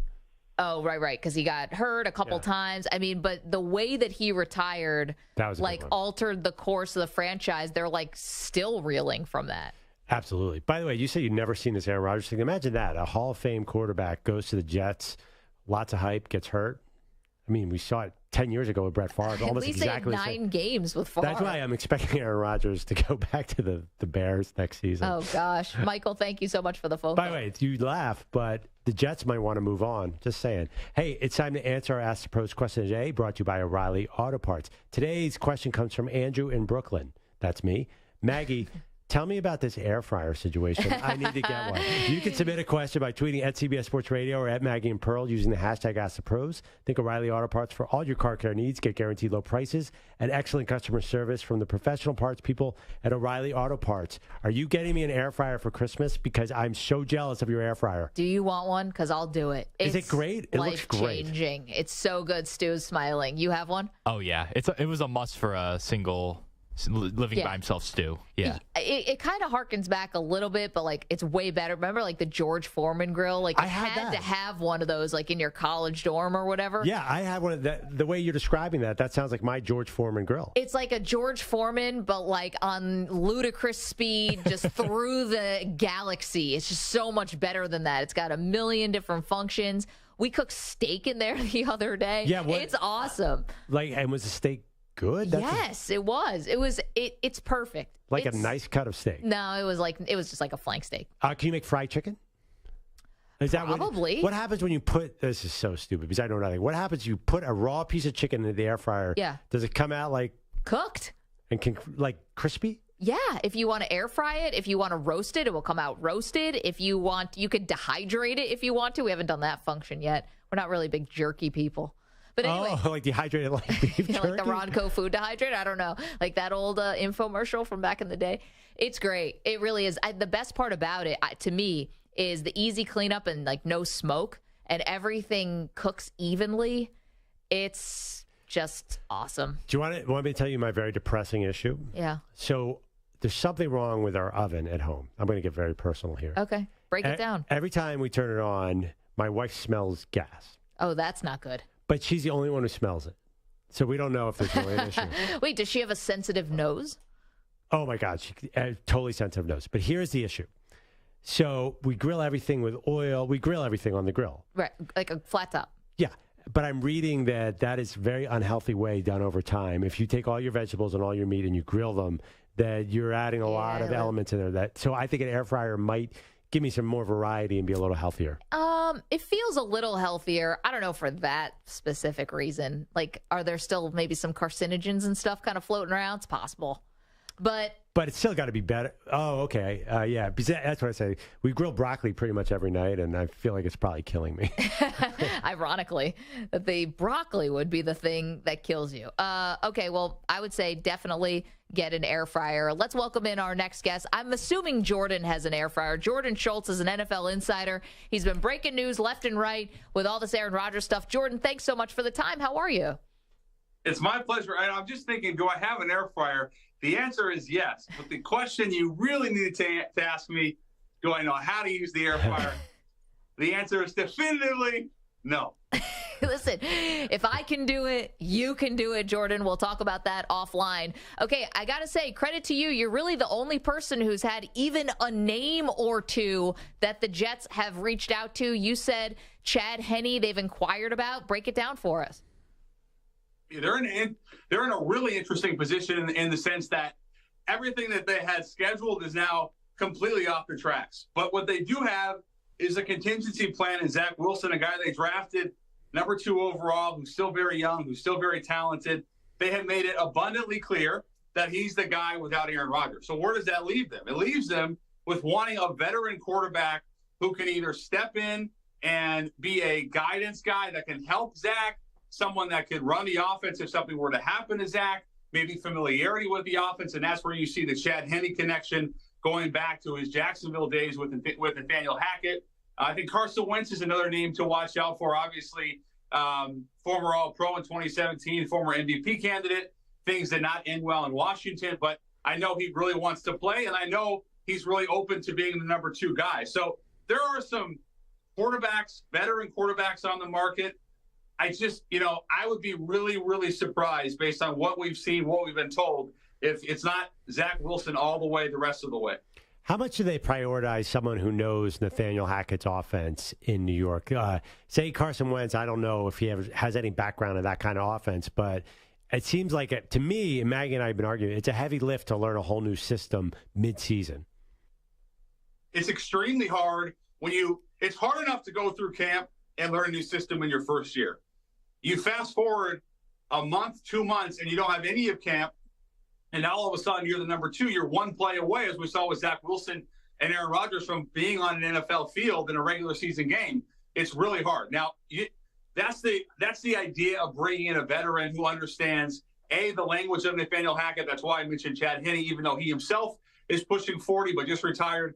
You want to bring in a veteran who understands at least basic principles. If you bring in another young quarterback, I think it sends the wrong message to Zach. I think it sends the wrong message to the entire 53 that we don't believe in him. Wilson was lauded throughout camp for his maturity, his ability to really buy in as the backup to Aaron Rodgers. And I think he learned a lot from Aaron. I can tell you that they have a great relationship, and Rodgers is going to do what he can. I don't know what that means yet. It's so early in the process, but he's going to do what he can to help guide Zach. It'd be great to have another veteran there who's been around the block, who's been around the carousel, that can not only understand the language, but understand his purpose, his role. That's why you see someone like a Chad Henne come to mind. I mentioned Carson Wentz, someone that has had success to a degree, but also isn't necessarily a threat. Jordan Schultz is joining us, NFL insider. With Carson Wentz, I never thought that it was ability. I mean, he clearly still has some. It's everything else, like that he was unpopular, reportedly, in some locker rooms, and that could be part of the issue. So I've actually asked around. I think my kids are, you're going to have to come back. Sorry, guys. Go to the air fryer and turn it on. Hockey practice about 5:30. I'm on the TV. You got to come back. 5 minutes, 10 minutes. Love you. You look beautiful. Okay. Sorry, kids. Aw. Yeah, it's the first week of school, second week of school. We're still getting the schedules right. Andrew, you know about this, man. Listen, we're both parents. We get it. Okay, so, and I normally lock the office. That's on me. I didn't lock it. So that's we could remember that.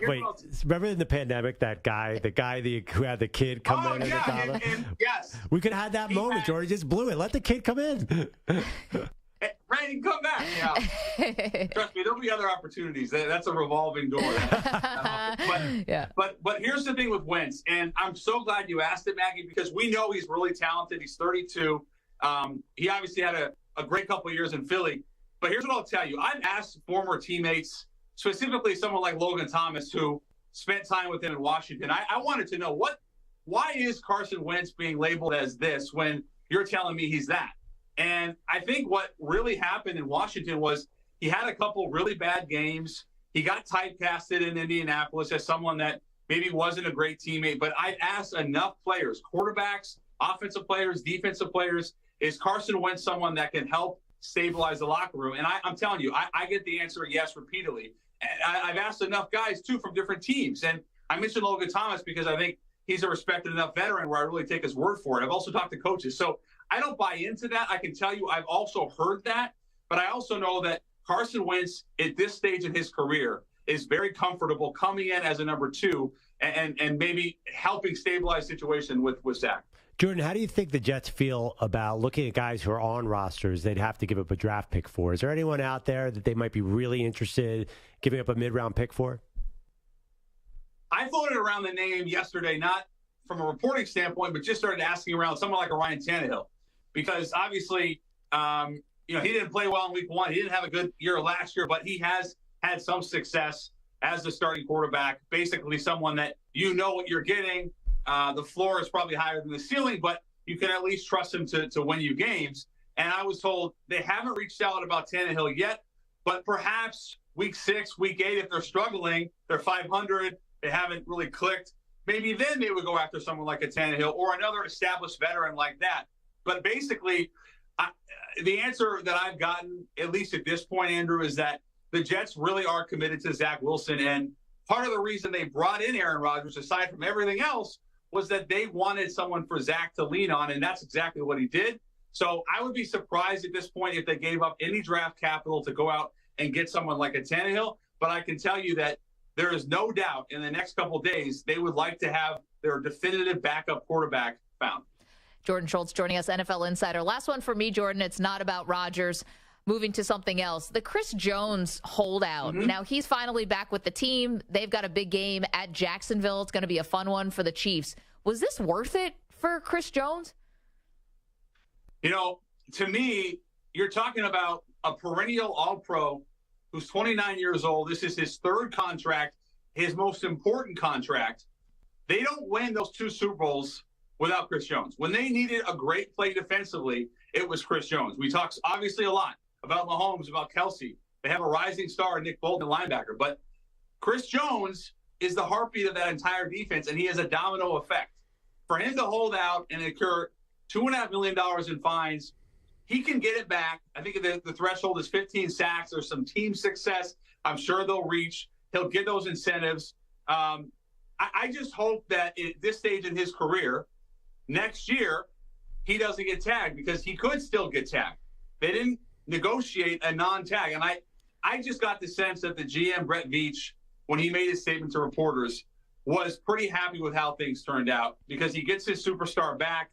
He doesn't give him the long-term deal. Now, we can debate yes or no. They should have given him the deal. But to me, for Chris Jones to hold out and get those fines, I just really hope, Maggie, that he gets all of them back and gets that money back. Because if he were to get tagged next year, then he's going to be 31 searching for a deal and not 30 or 29 like he is now. So I don't know the answer to that yet, but I was surprised.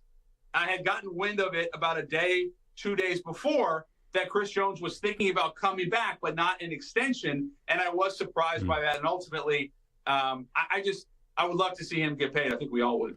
Jordan, you're lucky we're out of time because I have a bunch of questions about the Seattle. Come on, let's go. What else you got? What happened to your Seattle Seahawks? That's what I was going to say. I got a Russell Wilson signed helmet here. I think I showed you this once before. Yeah. I mean, that was. I should have come on with my own contingency plan. No Seahawks talk. You see, I got my Ken Griffey Mariners shirt, no Mariners talk. I shouldn't have done it. It was a bad game. I can tell you, the Rams always play Seattle tough. Oh, okay. He's a great coach. And I do want to give a special shout-out to my guy, Puka Nacua, at a BYU late-round pick. He is a really good player, 15 targets, 10 catches. He is a star. It was an aberration, Andrew. You got to give at least 3 or 4 games, a quarter of the season, to make a true statement about a team. Should Jets fans even fantasize about Matthew Stafford? Is that a possibility in even the wildest dreams? No, I don't think so. And the reason I say that is not because they wouldn't want him. A lot of teams would want Matthew Stafford. I think he's got a chance to be a Hall of Famer, and he looked phenomenal, healthy against Seattle. You see how good he is with a clean pocket. He didn't have Cooper Kupp, but he was really good. I asked a couple Seattle DBs about him. They just said the guy has as good an arm as anyone still at this stage in his career, well into his 30s. I would be shocked if he was traded anywhere, let alone the Jets, just because I know last year did not sit right for Sean McVay and Les Snead, the GM. Sean McVay has a tremendous amount of pull as the head coach, as much as anyone, alongside like a Bill Belichick and Pete Carroll. They really believe, the Rams do, and we'll see if it's true or not, but the Rams genuinely believe, and Andrew and Maggie, that they can rebound from last year and become a playoff team, especially when Kupp comes off IR. Jordan, I'm sorry, but Perloff has already claimed Puka Nacua as his guy, so he can't be your guy and his guy. Our buddy, I'm sure your friend Jim Nagy of the Senior Bowl is out there, been talking about Puka Nacua for 5 months. Forever? So I one day before the show, I called Nagy. I'm like, give me somebody to talk about. He said Puka Nacua should not have followed, but he's great. He is awesome. He's an example of why you don't put all the stock into 40s, combines, pro days. Didn't run so fast, but he's a really good player. The reason I knew about him is not because I'm a good scout. I'm a terrible talent evaluator. Yeah. Trent McDuffie, who's a young star corner on the Chiefs, was at Washington. I was talking to him actually at his pro day himself a couple of years ago, and we were talking about receivers that he had seen. And he told me there's a guy at BYU named Puka Nacua. He's going to be a star. And I looked at him. I said, really? He was right. Puka Nacua is going to be a star. And I like what they're doing. They got Van Jefferson. They got Nacua, Tutu Atwell. Thought Cam Akers ran well, so I was impressed by the Rams. One game, but impressive. Jordan, thank you so much for the time, and keep doing that good reporting. We're counting on you, and we'll talk to you soon. Yeah, thanks, Next Jordan. time I'm coming to the studio, so there's no interruptions from my kids. That's totally fine. Enjoy the air fryer. You can't go wrong. Thank you, Jordan. Yes. Appreciate that. Bye. That was Jordan Schultz, NFL Insider. That was fun. Yeah, it's funny. He is, of course, a Seattle fan through and through. Yeah.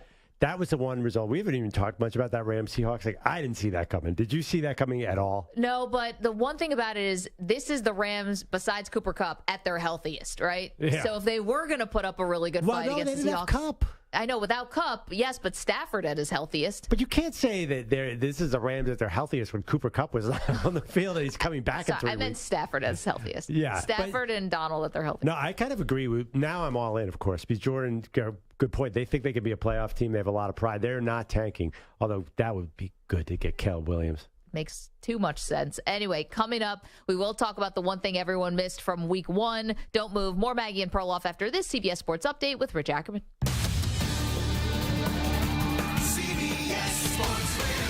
Sports Flash. Well, the new executive director of the NFLPA is calling for grass fields following the season-ending injury to Aaron Rodgers Monday night, though it was not a non-contact injury. Lloyd Howell said moving to all grass fields is the easiest decision the NFL can make, and if owners are willing to change for the World Cup, then why not for their own players? The Panthers will be without corner J.C. Horn for several weeks with a hamstring injury. Surgery may be necessary. The Eagles have ruled out James Bradbury for tomorrow's game against the Vikings because of concussion. Kenneth Gainwell also has been ruled out as well. Baseball today, Randy Arozarena's home run in the 9th lifted Tampa Bay over Minnesota by a score of 5-4. Right now, the Angels lead Seattle 2-1 in the bottom of the 5th. The Mariners open the day tied with the Blue Jays for the final playoff spot in the American League, with the Rangers just a half game in front of them. The Jays and Rangers will meet tonight in Toronto. Top of the 7th, Cleveland leads San Francisco 5-1. Jose Ramirez with his 23rd homer. Top of the 8th, it's Colorado in front of the Cubs 7-3. The Rockies have homered 4 times today. Ryan McMahon hitting his 23rd. I'm Rich Ackerman. Coming up later on the Zach Gelb Show. It's a Take 5 Wednesday. I give you my top 5 teams in the NFL and college football. 6 p.m. Eastern, 3 Pacific. CBS Sports Radio.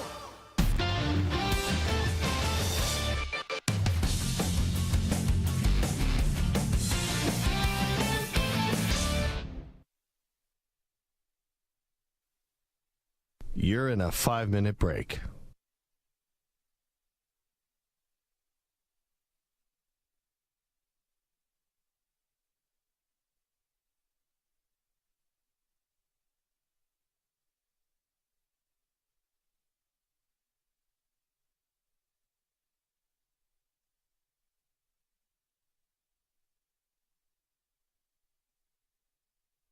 Four minutes, 30 seconds remaining.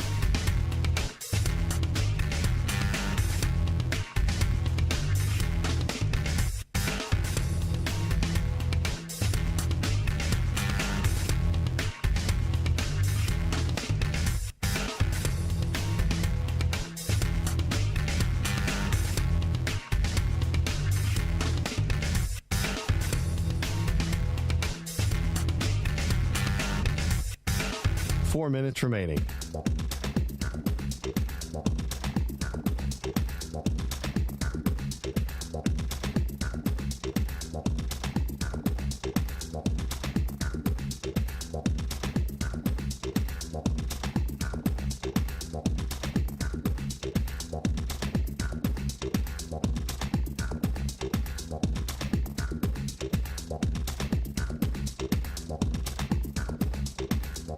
Three minutes, 30 seconds remaining.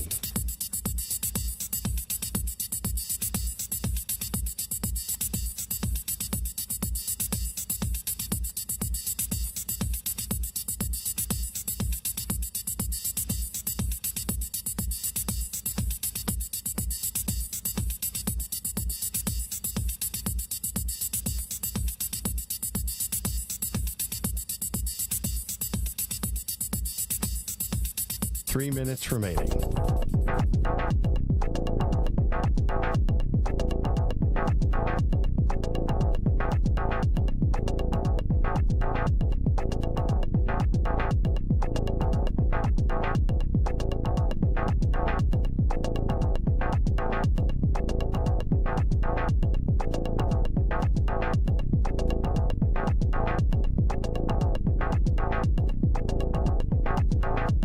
Two minutes, 30 seconds remaining.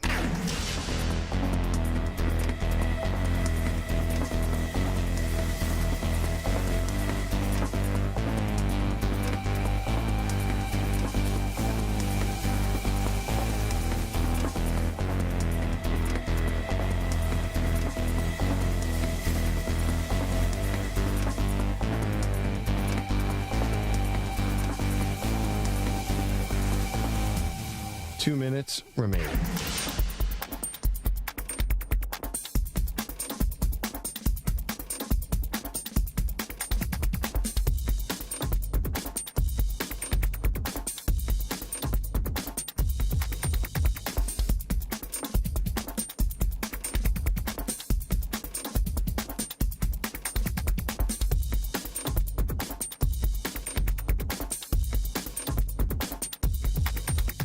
One minute, 30 seconds remaining.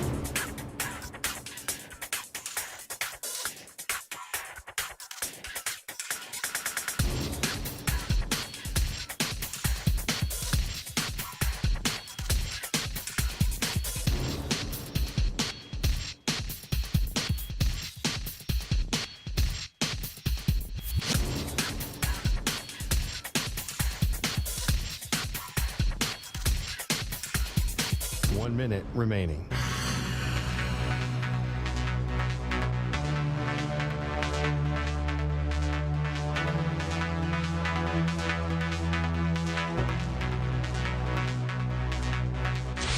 Five seconds remaining.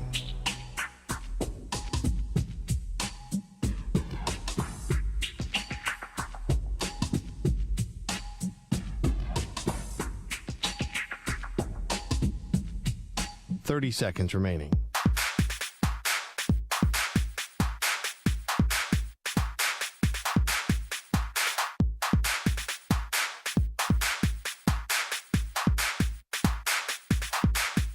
Fifteen seconds.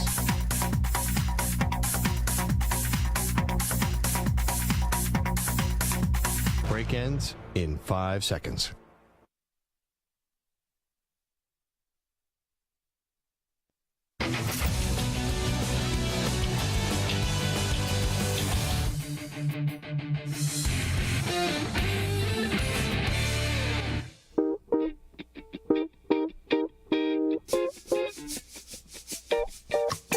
Welcome back to Maggie and Perloff. Maggie Gray, Andrew Perloff. All right, we get to reset before we get to things that you may have missed from week one. Little upon further review, if you will. We got some injury updates for tomorrow night's game, which is going to be Vikings at the Eagles, Perloff.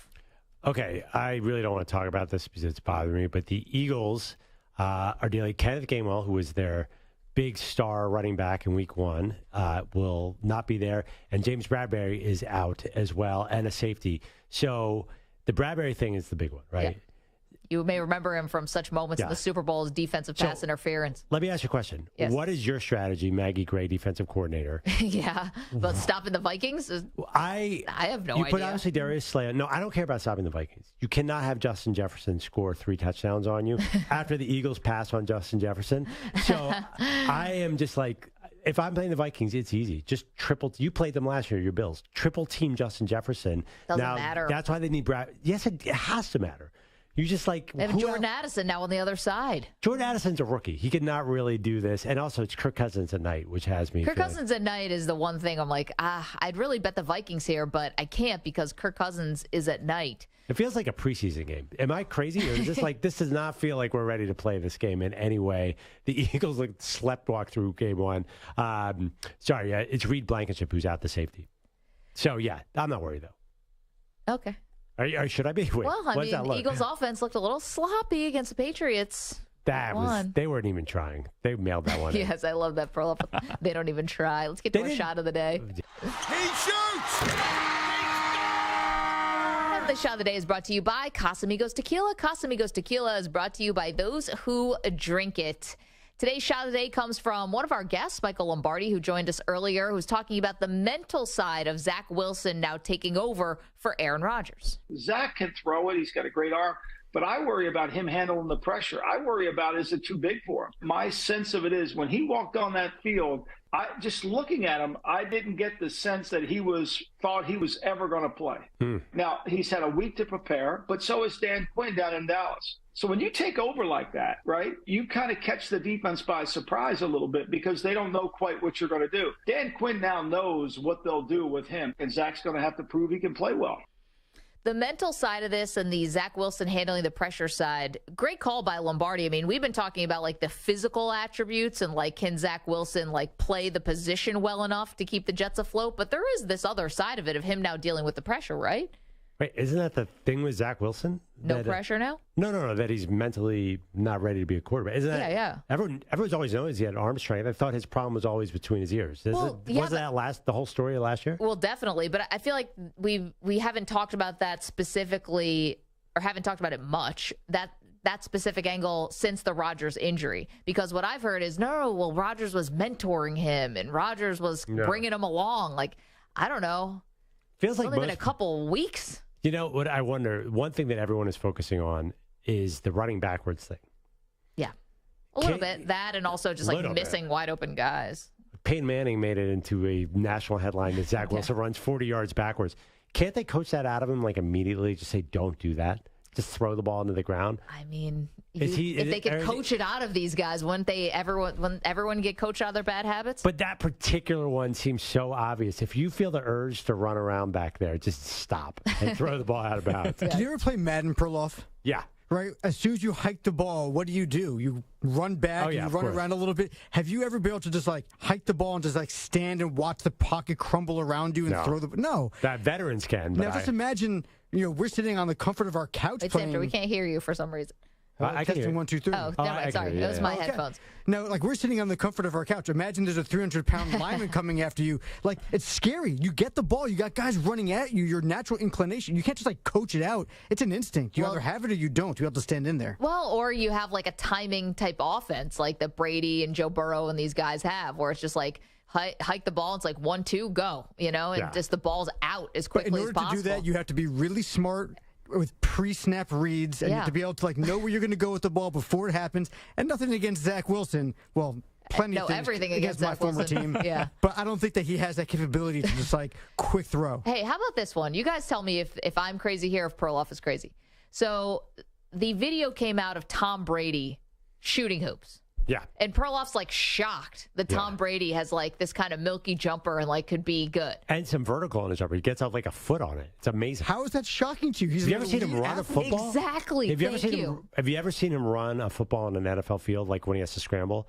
That is not an elite athlete. Okay, well, this video isn't him like coming off of a screen It's and like more impressive. It's just him standing still shooting baskets. And the thing is, him looking unathletic on a football field, running against the most athletic guys in the world. Like, of course he's going to look terrible. Put him on an open field with you and I, he's going to look like a superstar, right? Like, but like an open gym. Like, I met Steve Nash, and I'm like, holy crap, you're really tall compared to what I thought. Because I'm looking at him on the game day on the court against like Amari Stoudemire and Shaq, and he looks tiny. It's all about perspective. Well, I've seen Tom Brady play, but remember he played basketball against Michael Jordan in that famous clip from like 10 years ago. He was down in some tropical island, and him and Jordan were playing one-on-one. No, it wasn't one. It was 3-on-3. And he looked okay. He's been working on his game. He's been in the lab. And all this free time. I can absolutely tell. Yeah, I mean, listen, I judge most quarterbacks on their basketball skills. RG3 had this incredible pickup game, and I just have so much more respect for him. Tom Brady's the least athletic player in the entire NFL last year. He's literally... kickers are more athletic than him. He has no athleticism. Is that fair to say? There's none. Okay. None whatsoever.